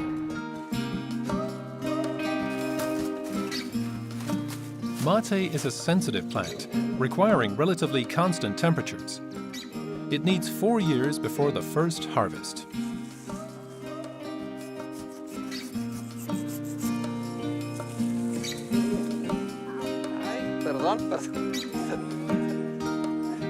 Y el sabor lo da la hoja y el tallo más donde está fijada la hoja, digamos.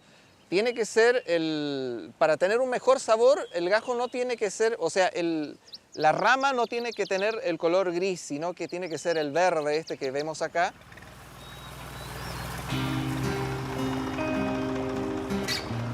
The team bundles the mate into sacks weighing about 80 kilos.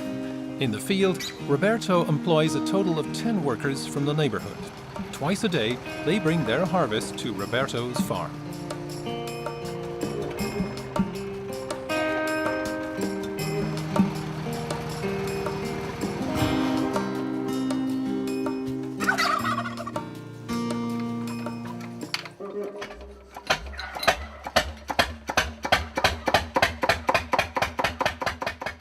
The diesel engine from the 1920s still drives all the machines needed to process the mate,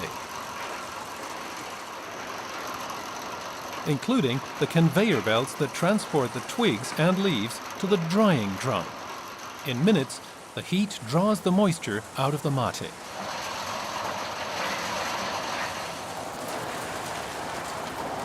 Esta máquina para mí es vida, es pasión, es el esfuerzo de varios años que estamos tratando de que esto se vaya para adelante, de que podamos salir adelante con la familia.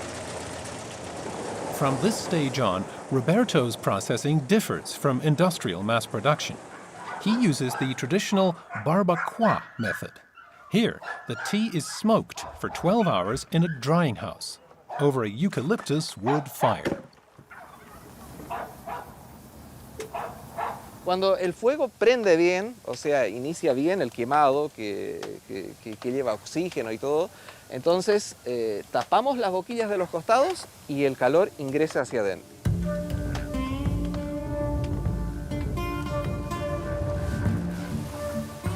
In the drying house, the temperature reaches about 90 degrees Celsius. Tati is Roberto's stoker. His job is to churn the branches regularly. He has to keep checking the flow of heat and smoke all night.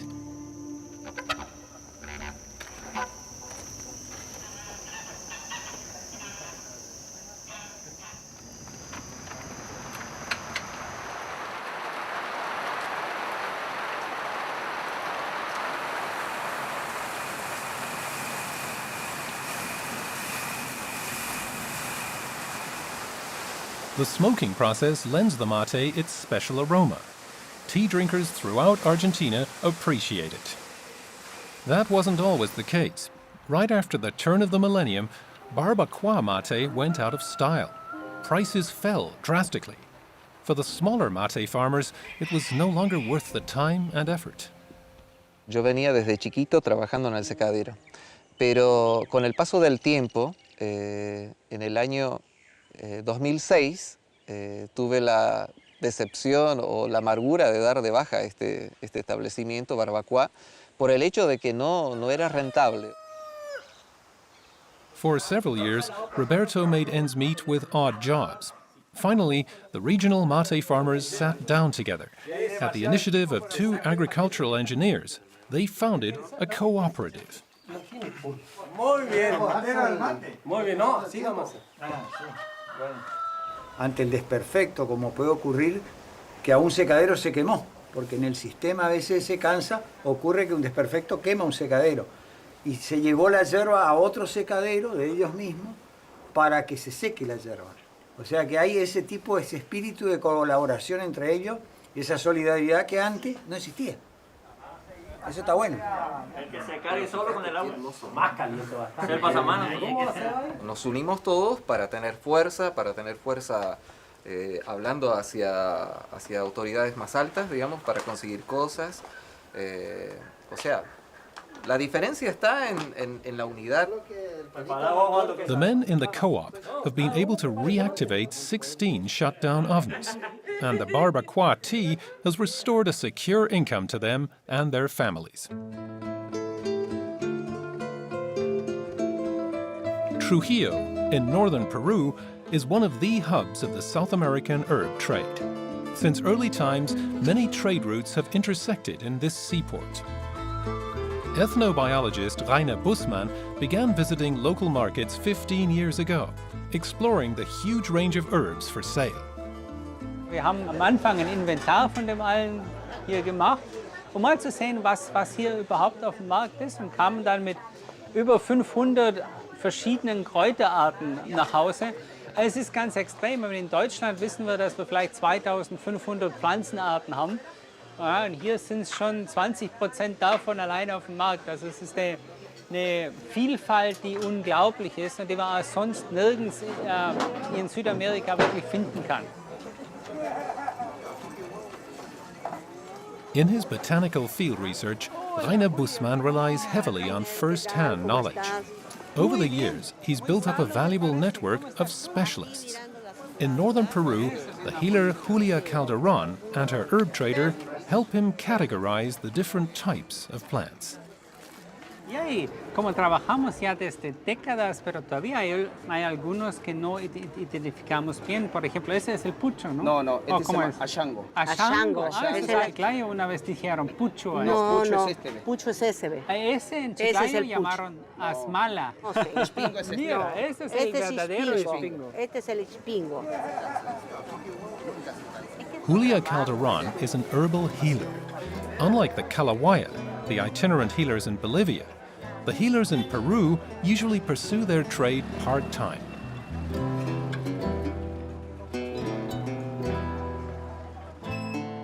Julia lives and works in a suburb of Trujillo. Her husband runs a small restaurant there. But this brew, which Julia cooks twice a week, isn't on his menu. Mira, el baño es de hierbas, especialmente hierbas fuertes, que vienen las hierbas de las guaringas y hierbas de la sierra.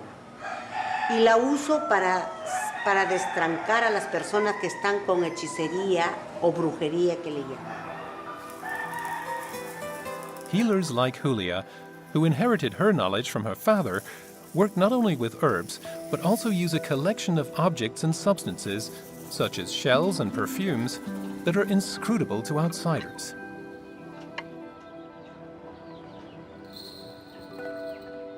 Esta espada de acero es para defender los curanderos de la gente mala.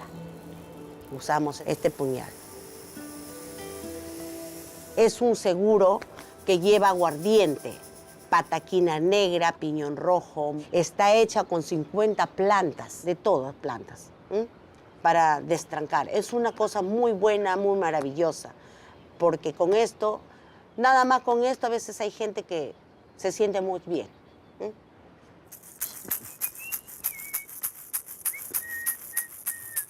Carlos is often troubled by nightmares, and he has problems at work. an acquaintance recommended that he visit Julia. Si no es delito en el hombre llorar por una mujer. Señor Jesús Todopoderoso, Virgen de la Puerta, Señor de los Milagros, Niño Jesús de Prada, Niño Redentor del mundo. Buen trabajo. With her incantations, Julia asks the gods, animals, and other healers for assistance. Te voy trabajando, te voy levantando.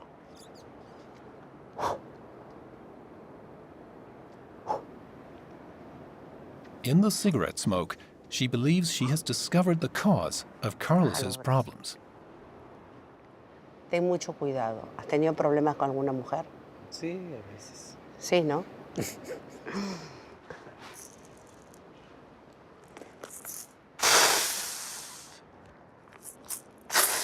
Julia finishes with some parting advice to her client. Esa mujer tú no tienes que recibirle nada. Ni siquiera un caramelo. No te dejes a tocar tu cabello. Yo me siento muy feliz y contenta cuando la persona se siente bien, que está sana, que está, como se dice, con otro ánimo de vida, ¿no? En su hogar, en su familia y todo. Soba las manos, como si te lavaras. For her patients, Julia is a doctor, psychologist, and priest rolled into one. They believe in her herbal magic.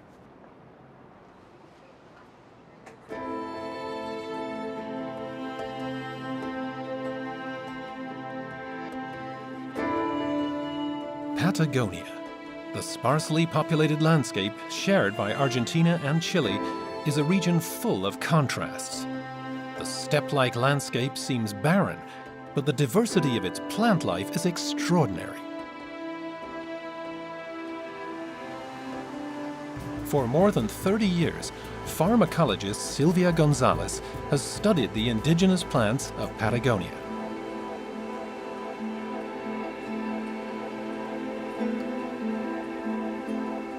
One herb has particularly impressed her.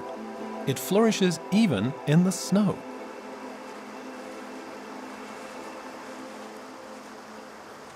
La paramela es una planta que crece en la Patagonia y es muy rústica y se adapta a todas las inclemencias del tiempo. Cuando hubo ese episodio del estallido de un volcán en Chile, que venía viajando en auto, la he visto cubierta de cenizas, emergiendo de las cenizas. Es alguna metáfora muy fuerte, ¿no es cierto? Por eso para mí es una planta muy simbólica, me siento muy identificada con ella, por esa fortaleza.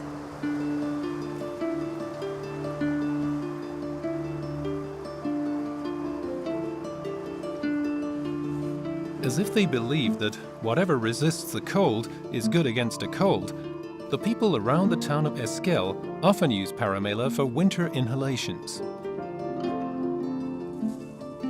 In her laboratory at the local university, Silvia is investigating a different property of the herb. Su aroma es muy agradable, muy dulce, muy cálido. Aunque la he destilado cientos de veces, siempre para mí es agradable volver a olerla. No one knows paramela better than Silvia. She has been working with the herb since her student days.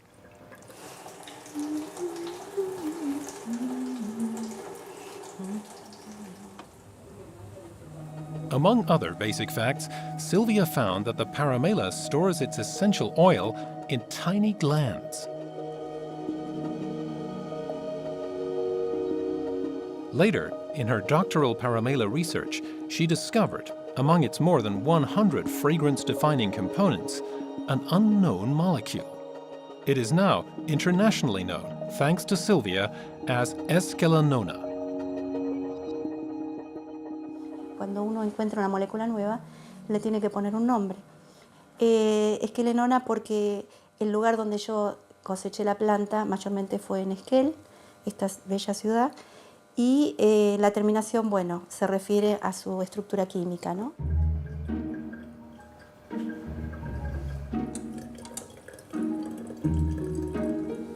The pleasing fragrance of paramela's essential oils caught the attention of a big perfume manufacturer. who used the herb to make a successful scent. Within no time, many Patagonian slopes were harvested clean, and their paramela populations were nearly lost forever. For this reason, Sylvia and her colleagues in Esquel are working on large-scale production methods that won't endanger wild paramela populations. Cultivation isn't easy. The young plants, in particular, require a great deal of attention. Sí. Vas a agarrar estas que están secas. Sí. Las van a cortar. Sí. O sea, tiene un potencial importante, pero como el cultivo y estudiar las condiciones adecuadas lleva tiempo, es importante anticiparse y si hay una gran demanda, saber cómo cultivarla y que es viable la obtención a partir de la semilla.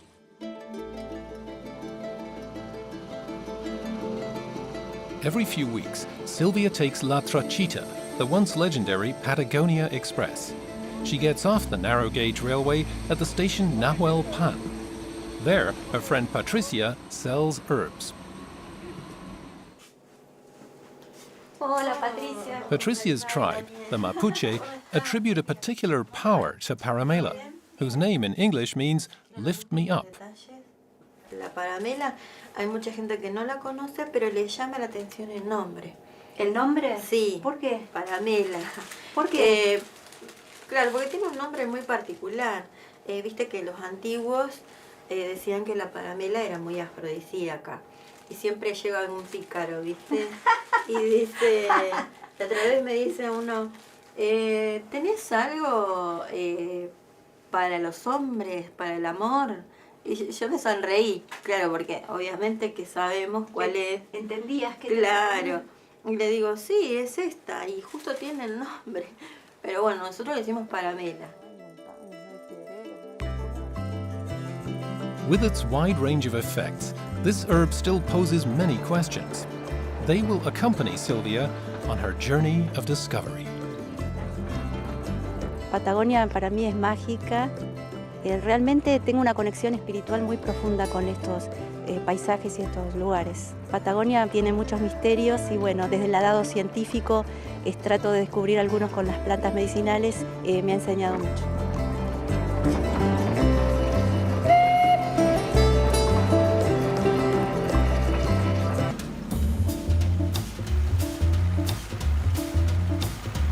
July.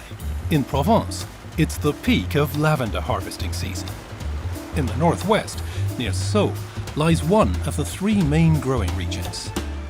The valleys are alive with the rattling of harvesting tractors.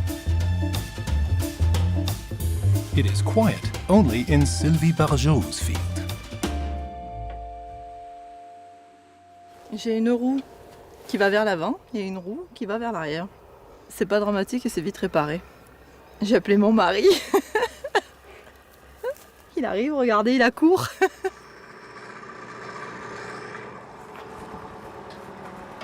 The lavender farmer took over the family business when her parents retired. J'étais maquettiste publicitaire dans mon premier métier. Rien à voir avec ça. Heureusement qu'il est là. Sinon ça marcherait moins bien.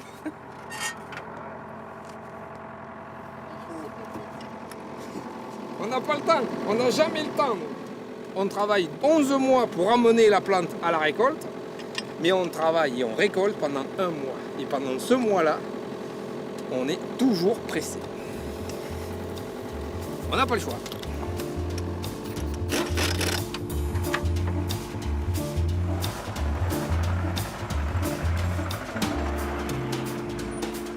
Only true lavender from select regions receives the AOP seal of approval, a certificate of quality. The plant itself doesn't create its fragrant oil for human pleasure, however. La plante, elle produit cette huile essentielle parce qu'elle manque d'eau. Elle est en stress hydrique et elle va produire donc de l'huile essentielle pour pouvoir survivre. On 110 acres, Sylvie Barjot exclusively grows lavender. Her father did mixed agriculture, but then switched to lavender. Today, an entire industry is based on this plant.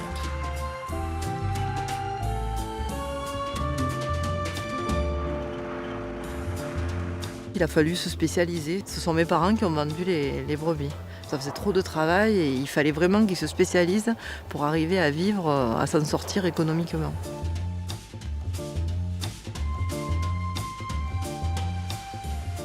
The distillery of 1947 is one of the oldest in Provence. Steam extracts the lavender essence from the flowers.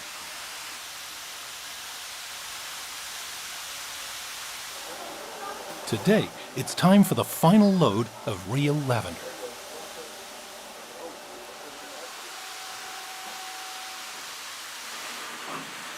Nearly 3/4 of the Provençal harvest, though, consists of lavandin, a cross between fine lavender and spike lavender.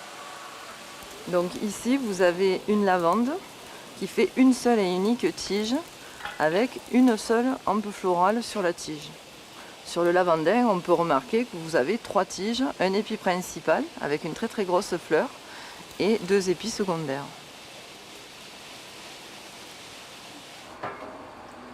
The lavandin flowers contain camphor and smell sharper. Their oil is in demand for use in laundry detergents. When distilled, lavandin produces up to 6 times as much essence as the finer lavender. The oil of fine lavender has antiseptic and relaxing properties. It is a basic ingredient of the pharmaceutical and perfume industries.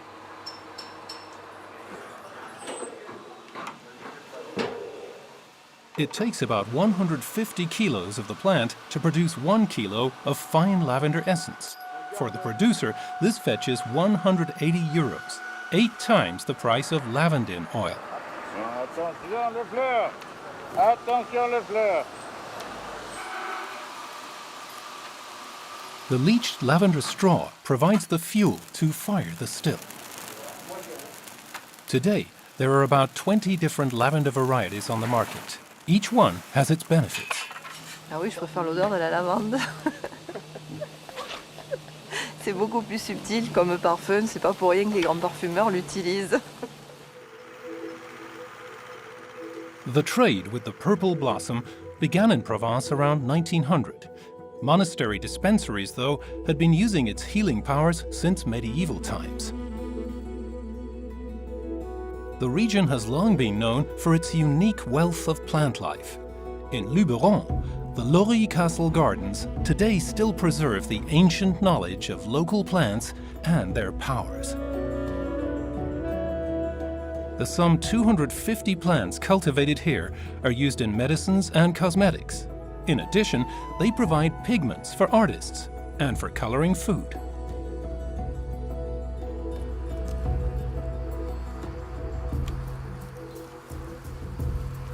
During the First World War, for example, the French soldiers' uniforms were stained with alizarin from the dyer's madder root. The plant actually develops the sap as a defense against fungus in the soil. Other plants produce agents to withstand the heat or to fend off insects.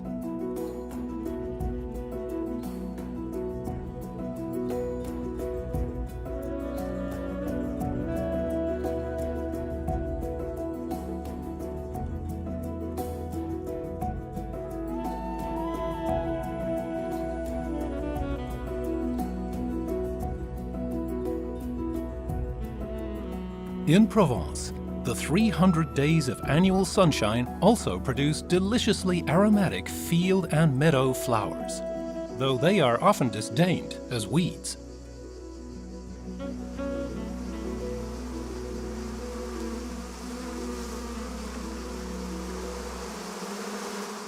Patrick Genet, a beekeeper near Avignon, makes honey from their nectar. Si tu vas chez quelqu'un, tu sonnes ou tu sonnes la cloche, c'est pareil. On va d'abord mettre de la fumée dans la ruche pour dire j'arrive. Patrick Genet keeps 300 beehives distributed across the country. Chestnut trees in the Cévennes, lavender in the Drôme region, rosemary in Narbonne. His most aromatic honey came about by accident. Pour l'abeille, il n'y a pas de mauvaises herbes, il y a des herbes et elle va choisir celle qui l'intéresse. Point final. Ah, là, on a un mélange de printemps. Elles sont allées récolter de la scabieuse, des dorignums et du tamari.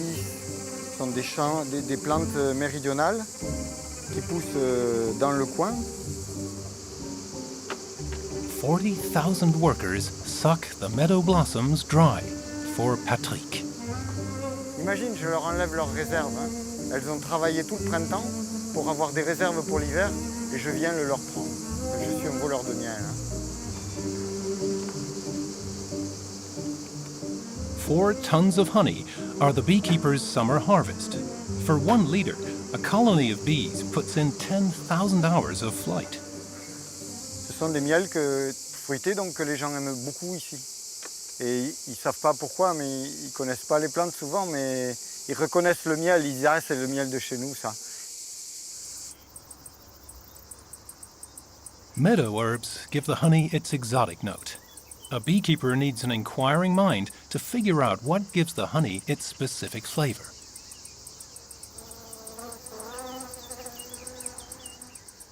Nous, pour connaître nos miels, on les goûte, mais avant, on va voir où sont allées les abeilles.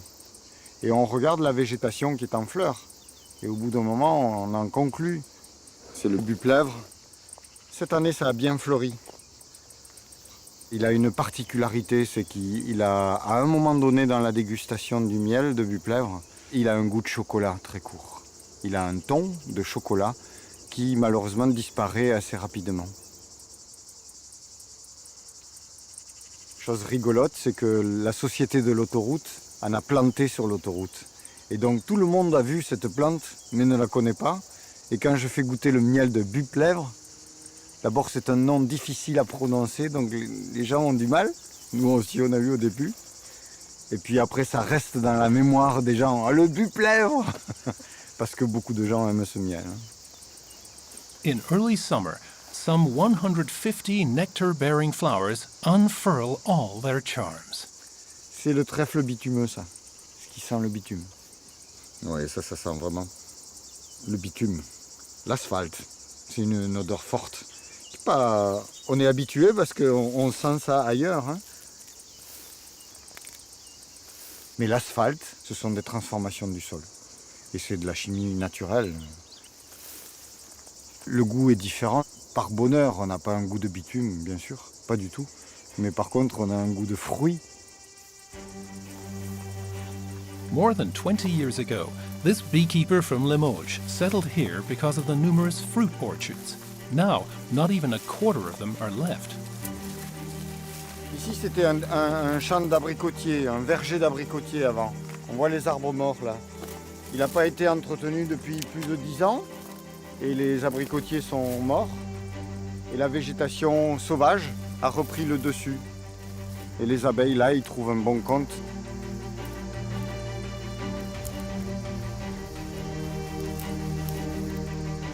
Although Provence is known particularly for its agricultural products, today a mere 4% of the population makes a living in this sector.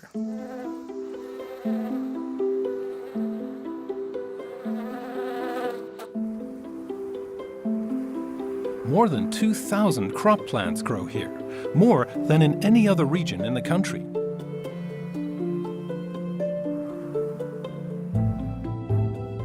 Inextricably linked with southern France is the art of perfumery. A billion-dollar perfume industry has thrived in the hinterland of the Côte d'Azur. It too owes its success to the climate, which allows the fragrant ingredients to grow directly on its doorstep.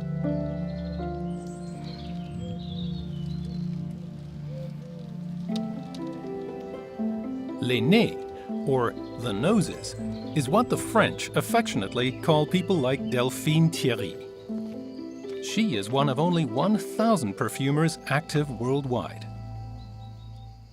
J'ai réalisé mon approche au monde, c'est vraiment, elle passe directement par l'odeur. Avant même de passer par le toucher ou la vue, je pense que c'est vraiment par l'odeur que ça passe. C'est très instinctif, il y a quelque chose de vraiment très... C'est du domaine animal. Pour moi, les odeurs, c'est quelque chose qui est... C'est notre trace avant tout, c'est la trace de tout le monde qui nous environne. Et c'est quelque chose qui est très instinctif. The 44-year-old creates individual fragrances for wealthy clients. The owners of an exclusive guest house have commissioned a room fragrance. They want a composition that will represent the Côte d'Azur. Voilà le vieux moulin à huile d'olive. J'aime l'odeur des pierres qui viennent ici. Delphine Thierry captures the characteristic aspects of the site. C'est un endroit qui est très, très minéral parce qu'il y a beaucoup de choses en pierre et beaucoup de choses en métal.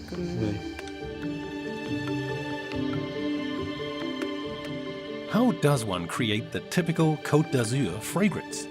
Which plants dominate? This research forms the basis of the creative process.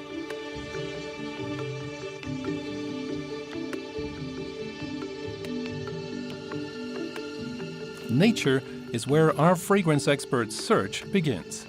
Around the Montalban fortress in Nice, there are many typical Mediterranean plants. Ça, c'est du lentisque. Et c'est une plante qui a à la fois un côté un petit peu vert, un petit peu... c'est épicé pour moi, c'est épicé, il y a un côté un peu poivré, un peu boisé, légèrement fruité. Il y a beaucoup de facettes dans le lentisque. Ces plantes qui poussent comme ça dans des endroits qui sont si secs, où il y a tellement de chaleur, c'est des plantes qui ont vraiment une vigueur, il y a quelque chose de très puissant.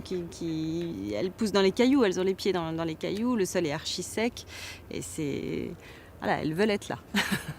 During her training at the renowned Paris Perfumers School ISIPCA, Delphine Thierry learned not only to distinguish between 3,000 different aromas, but to name them as well. L'odeur de la Côte d'Azur, c'est à la fois l'odeur de l'air qui vient de la mer, qui est porté aussi par ces vents très chauds et qui traverse le maquis, qui traverse le maquis qui est chargé de plantes odorantes, qui est chargé de cailloux, de notes très sèches, un peu sablonneuses, voilà, donc c'est tout ce mélange d'odeurs, le thym, les cyprès, toutes ces plantes-là.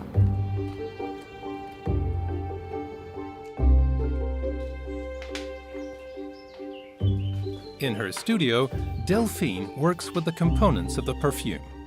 Drawing on a repertoire of hundreds of synthetic and natural raw ingredients, she sets subtle accents. Personne n'a envie de se parfumer au romarin ou à la lavande directement. Enfin, donc c'est tout le travail du parfumeur que de composer, d'associer les matières premières entre elles, mais que mélanger à d'autres senteurs, avec d'autres facettes, ça crée une harmonie. Delphine prefers pure natural materials that unfold their effects at the different stages of the fragrance. La sauge en huiles essentielles va agir beaucoup plus dans la tête du parfum, parce qu'elle a des molécules beaucoup plus volatiles, donc ça va être tête, elle va se prolonger légèrement en cœur, alors que la sauge claire et absolue, elle va jouer vraiment en cœur, voire même un petit peu dans les notes de fond du parfum. Donc c'est intéressant de combiner les deux. Most of her creations develop their fragrance on skin contact. A room fragrance presents Delphine with different challenges. Il faut que ce soit extrêmement délicat, extrêmement subtil, parce qu'il faut évidemment que ce parfum ne dérange pas les personnes qui vont occuper la chambre. Et chacun a des goûts différents, donc réussir à créer un parfum qui plaise à tout le monde, c'est ce qui est le plus difficile. Delphine's fine perfume is finished. She presents it as part of an object. C'est trop cool ça. C'est tout à fait mon style. The client smells it for the first time. Plein de boulons et le parfum. Ah, c'est là-dedans? Ouais. Je peux? Il faut fermer la tête. Oh. Je peux dire que ça me rappelle de chez moi. Je peux dire ça? Oui, bien sûr. C'est les odeurs d'ici. Il y a aussi dans ce parfum un côté un petit peu de cette chaleur d'été.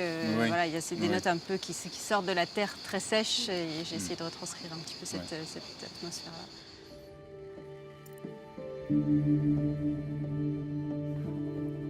An exquisite object for which the client has paid a small fortune.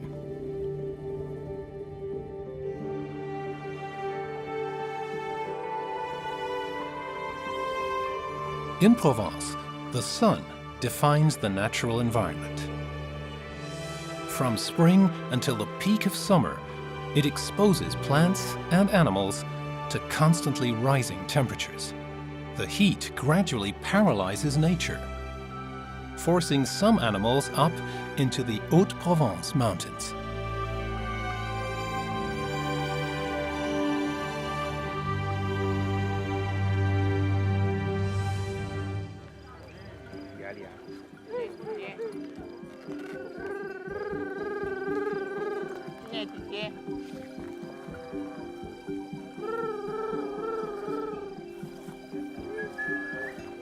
Early morning, near Sisteron in the northeast, shepherd Michel Palestor is trying to get his herd moving.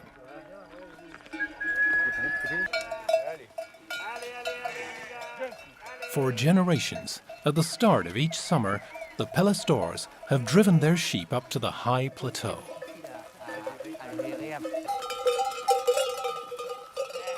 Mon grand-père appelait déjà les moutons comme ça, et ça reste de famille, ça. Chaque famille a un peu sa manière d'appeler ses troupeaux. Attention là.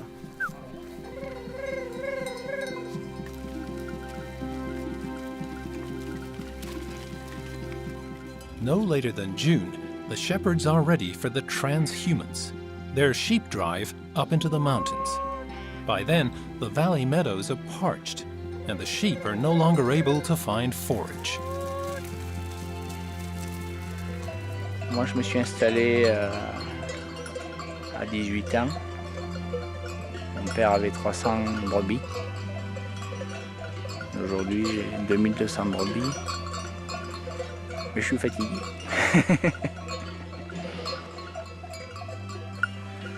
Les troupeaux ont beaucoup grossi. Aujourd'hui, on a des besoins fourragers extrêmement importants. Donc, on est obligé de faire des mouvements de... On va aller à l'autre pré. Si on s'arrête plus de 10 minutes, on repart plus. La chaleur devient écrasante dessus. A herd this size grazes off 2.5 acres of herbal meadow each day. The sheep roam, following the plant growth. C'est du trèfle de qualité, plein de protéines. Il y a beaucoup de choses dans les alpages. Le lotier corniculé fait très rasant et ça apporte énormément de protéines à nos troupeaux. L'énergie est constituée avec toutes ces graminées qui sont très fines, qui permettra de nourrir nos troupeaux tout l'été, malgré la sécheresse. On est obligé de le faire en plusieurs étapes parce que l'altitude ne nous permet pas de monter d'un seul coup. Au mois de mai, il fait déjà chaud en bas, mais il n'y a pas assez d'herbe en haut. Il faut que les fleurs fleurissent avant que les moutons arrivent. Sophie Chatelier, an herbalist from Nice, has joined the sheep drive. At an elevation of 2,000 meters, she finds wild herbs that are also beneficial to humans. Celles-là, elles sont pleines de vitamines. Presque toutes les plantes qu'on voit, en fait, on peut les manger. La sauge, la vipérine, l'aigre-moine, les centaurées. En Provence, il y a 80% de la flore française qui est présente. Donc en fait, on a presque tout sur place. Que c'est une région agréable pour travailler dans les plantes. This native of Brittany has settled in the south of France, where she finds the freshest medicinal plants for her wellness products. Alors en fait, ça c'est la chicorée. Elle est amère, donc elle permet de nettoyer le foie et la vésicule. The sheep fortify themselves with mountain herbs for the cold season. Then it will be time for the herd to multiply. C'est le côté saisonnier et le côté magique de toutes ces brebis qui traversent la montagne d'un étage à l'autre. Et il y a quelque chose de très joyeux et festif. Puis il y a quelque chose d'intemporel. Ça fait des centaines, voire des milliers d'années que des hommes font ça. For the animals, it's an 8-hour trek to their summer quarter.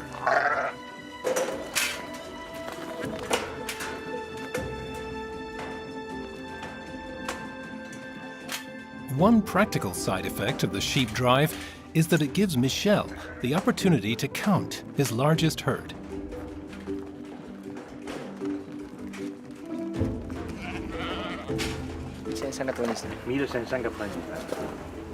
On en monte 1599. Plus le berger, 1600, le compte est bon.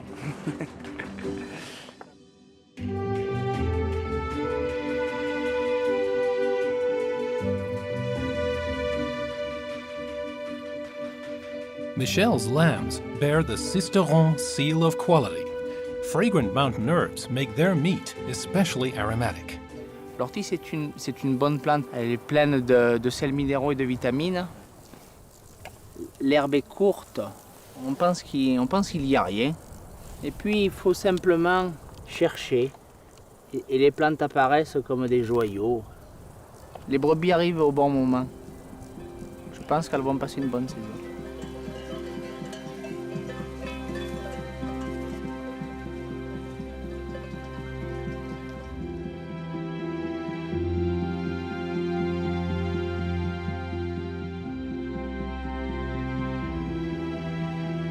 A few hundred meters lower down is the Valençol Plateau, the largest lavender-growing area in Provence. The scented herb is a major economic factor, keeping more than 12,000 people employed. But their livelihood is being threatened by a tiny insect. Lavender monoculture farming has become a recipe for disaster. Là, vous voyez le champ en fleurs, il a l'air joli. Mais un champ comme ça, il y a 60% de perte de rendement. Celui-là, facilement. L'œuvre de la cicadelle, des plantes dépérissantes, il y en a à tout va. Hein. C'est... Voilà, encore... Là, il y en a encore 4, comme je... Là, on le voit bien, là. Hop, que ça... Il y en a 1, 2, 3, 4, 5, 6, 7, 8, 9 de dépérissants. Some years, farmer Gérard Blanc loses a quarter of his harvest. Alors, les symptômes, c'est carrément les fleurs beaucoup plus courtes, hein, des plantes chétives beaucoup plus petites, hein, des parties mortes. Hein. Ah là, c'est plus que mort.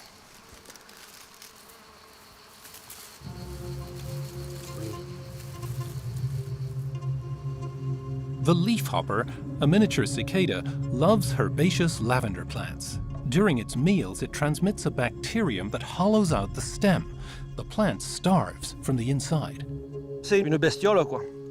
Pour nous, c'est quelque chose de dramatique parce que, bon, si sous nos climats, et vu le soleil qu'il y a et la chaleur, on peut, dans des terrains comme ça, très pentus, avec les pierres et tout, on ne peut rien faire d'autre. Si on ne fait pas la plante à parfum, on est foutu.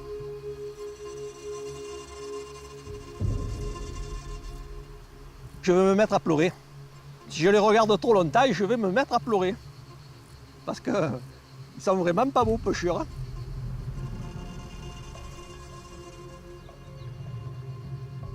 Each summer, there are new gaps between the plants. Barely 2 millimeters long, the bug has knocked France from its market position as the world's top producer. The lavender disease has been known for 45 years, but monoculture has depleted the soil and made the plant vulnerable. The leafhopper has an accomplice too: the heat. The hotter and drier it gets, the better the bug can multiply. The epidemic began in 2005, after it had hardly rained for 2 summers. On est une des premières victimes du réchauffement climatique. Parce que, bon, quand il commence à faire des 41, 42 degrés à l'ombre, il n'y a plus guère de plantes qui commencent à résister, quoi. La nature, elle est plus forte que nous. C'est elle qui commande. C'est pas nous qui commandons. C'est la misère totale.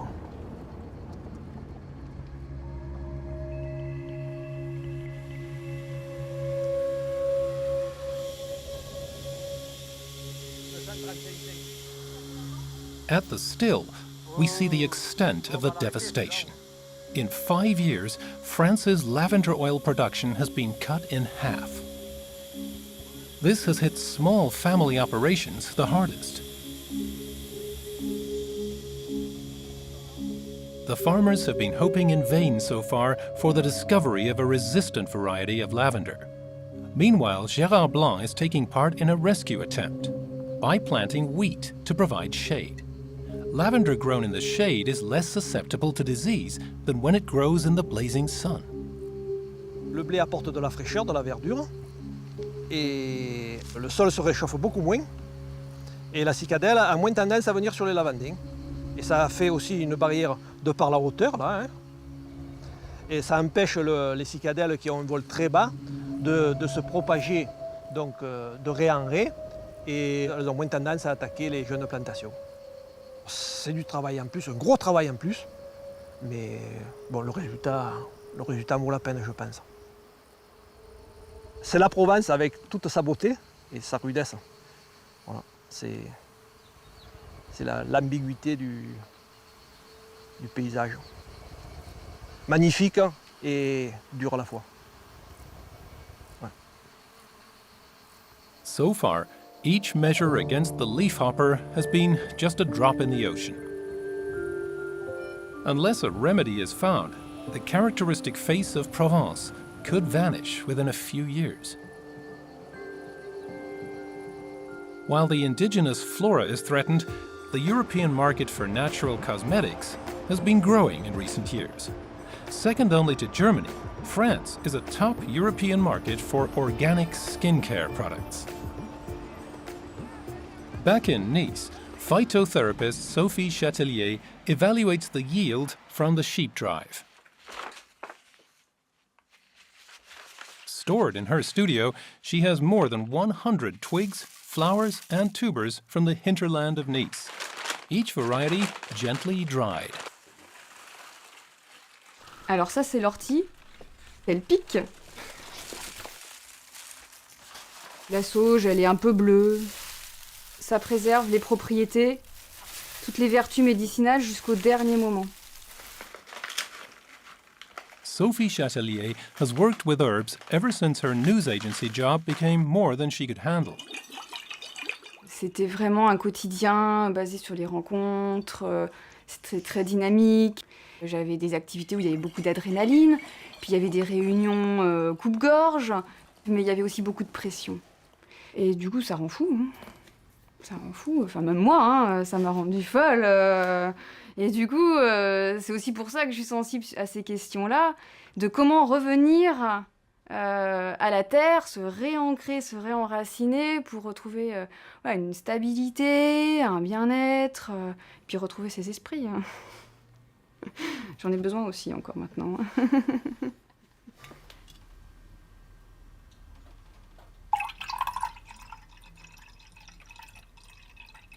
After gaining her medicinal herbs diploma, the 36-year-old opened a practice in Nice and soon received the Regional Innovation Award. She finds her best products through experimentation. J'ai remarqué que les femmes, elles vont dans les magasins, elles achètent la crème pour les yeux, la crème pour les lèvres, la crème pour autour de la bouche, la crème pour le jour, la nuit, enfin c'est un truc incroyable. Et moi-même j'ai été victime de ça à une époque. et en fait c'est pas vraiment nécessaire, enfin à mon sens. Du coup je me suis dit je vais faire la crème unique, celle qui fait tout. Et la crème anti-marketing. Sophie uses the internet to sell the products from her 11 natural cosmetic lines. On hot days in downtown Nice, she sells refreshing creams, floral water and tinctures directly to customers. Bonjour. Vous voulez découvrir? Qu'est-ce que vous m'offrez? Pour entretenir la beauté et la minceur quand on n'a pas de problème. Ah, c'est gentil. Pas de problème, vous avez vu? Suspect. Alors pour entretenir, c'est sympa. C'est ça? Oui, parfait. Merci. Sophie belongs to a new generation of herbalists. In France, the natural cosmetics industry generates about 400 million euros of revenue annually. At the same time, it also reinforces the image of a wild Provence in tune with nature. The market is growing due to new innovative ideas. Here, in this field near Roussillon, a classic Provençal herb is thriving in an exciting range of new varieties.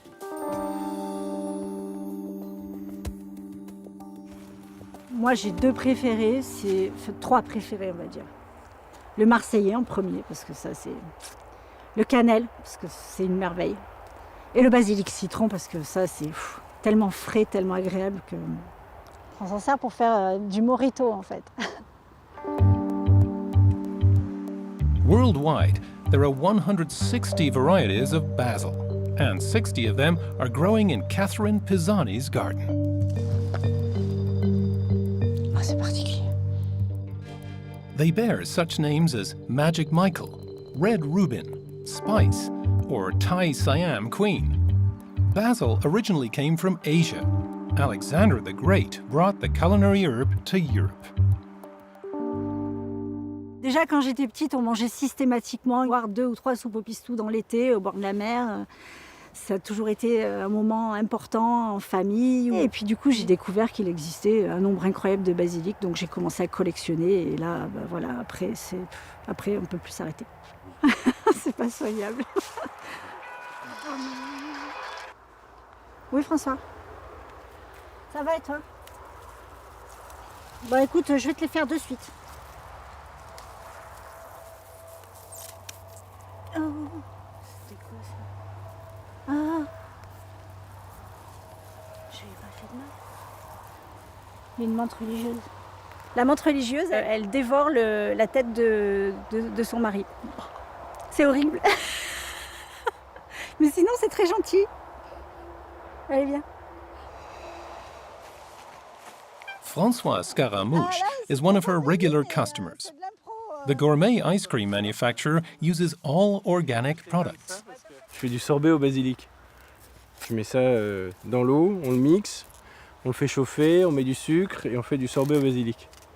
Et c'est très très bon. Et c'est très très bon. Ouais, il a un petit côté citronné dans le fond que j'aime bien. Le grande feuille, pour moi, ça faisait trop tomate mozzarella, pour mon usage. Merci beaucoup. À bientôt. Allez, c'est parti pour le sorbet. À plus.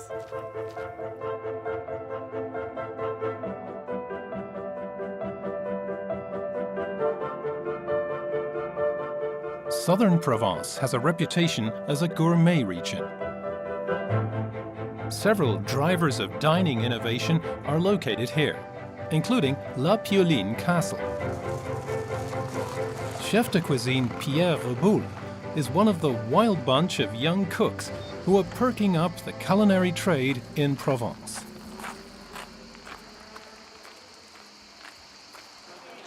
Je travaille avec toutes les herbes de Provence pour faire les recettes au restaurant.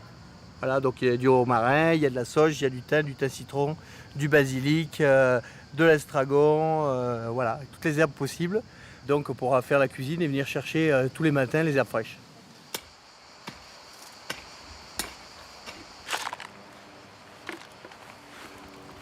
Reboul is a pioneer of molecular cuisine. He takes lettuce leaves and extracts and then gelatinizes their juice, serving the resulting decorative salad garden to his diners. He playfully reinvents the classic herbe de Provence. Depuis que je suis petit, je fais des bêtises.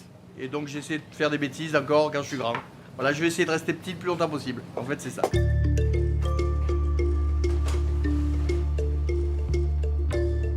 Molecular cuisine is ruled by chemical processes. Reboul separates all the ingredients into their components.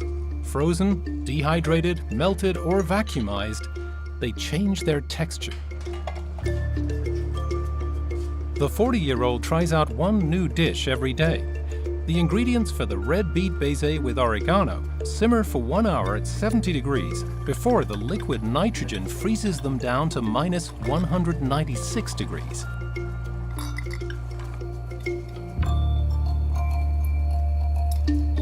C'est de la neige de pastis à l'origan. Dans les bouches des clients, il faut qu'il y ait de la magie qui arrive, que ça soit chaud, froid, que ça pétille, que ça soit craquant, que ça fume, pour que les gens aient l'impression, en plus de bien manger, de venir passer une soirée à un spectacle. Allez, alors, faut pas que ça attende trop longtemps cette meringue.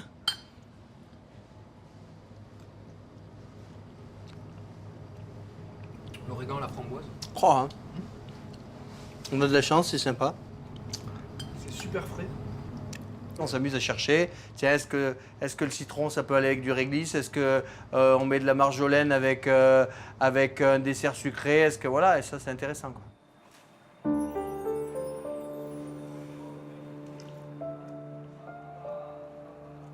Raboul has been cooking ever since he was 14. He learned the trade in top Parisian restaurants, but gradually grew bored with traditional cuisine. Then, Ferran Adria, the guru of molecular cuisine, invited the cook to Spain. Ça fait 7 ans que je travaille sur cette bulle, pour faire un Adria et être inspiré, pour aujourd'hui être arrivé à une peau hyper fine, et pour pouvoir injecter le jus d'huître sans qu'il sorte de la bulle, et pour vraiment que quand les clients ils le claquent dans la bouche, on a l'impression de plonger dans la mer. Pour moi, en fait, le plus important, c'est le goût. Alors, voici. Raboul surprises even the Provençaux by revealing hidden aspects of their classic herbs.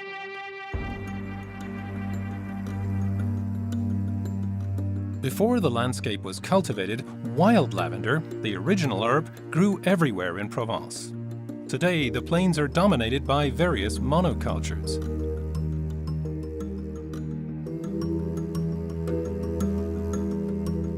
In the mountains, it's a different story. A slope in the Provençal Drôme Mountains, 1,000 meters up. This is where the realm of wild lavender begins. Claire Chaston is busy harvesting. Il ne faut pas penser à tout le chantier qui reste, aux millions de fleurs qui restent à couper. Il faut juste penser à ce qu'on est en train de faire. Voilà, c'est poignée par poignée, minute par minute. Et puis tout ça mis bout à bout, ça fait beaucoup de lavande coupée.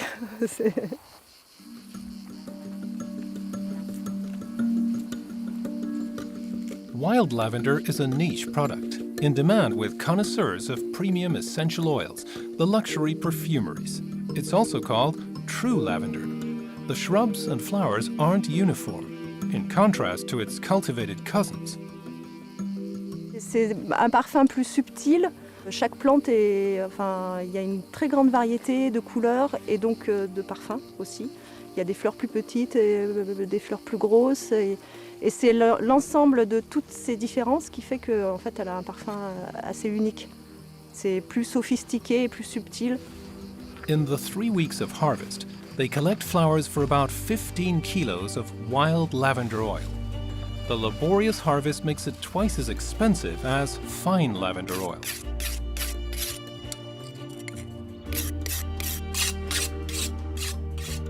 Claire's husband Jean-Marie still remembers the golden age of wild lavender. On dirait des tortues. During the 1960s, the plants covered the entire mountain. Everyone up here lived off wild lavender. Jean-Marie's grandfather set the pace. Oh, peut-être plus vite encore. Hein. Très maniaque. Il fallait que ce soit... qu'il ne reste pas un épi. Il fallait que ce soit nickel. Hein. Ça se faisait gronder si on laissait tomber un épi. Bon, c'était pas boisé comme maintenant. Hein. Fearing soil erosion, the Provençaux planted conifers on all the mountain slopes. Each year, the wooded area increased, and the lavender vanished due to lack of sunlight. When the Chastons began clearing the pines, they discovered something. Là, c'est un endroit vraiment, typiquement, où on a réouvert l'espace, et du coup, la lavande prend la place. Et elle s'y plaît. Voilà.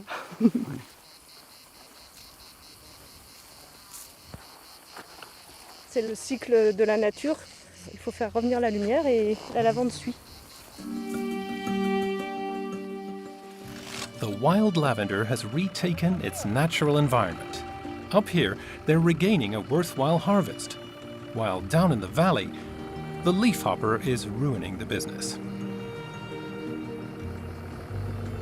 Heureusement, la lavande sauvage, elle peut lutter naturellement contre ça parce qu'elle se ressème naturellement, elle produit des graines, c'est une lavande de population.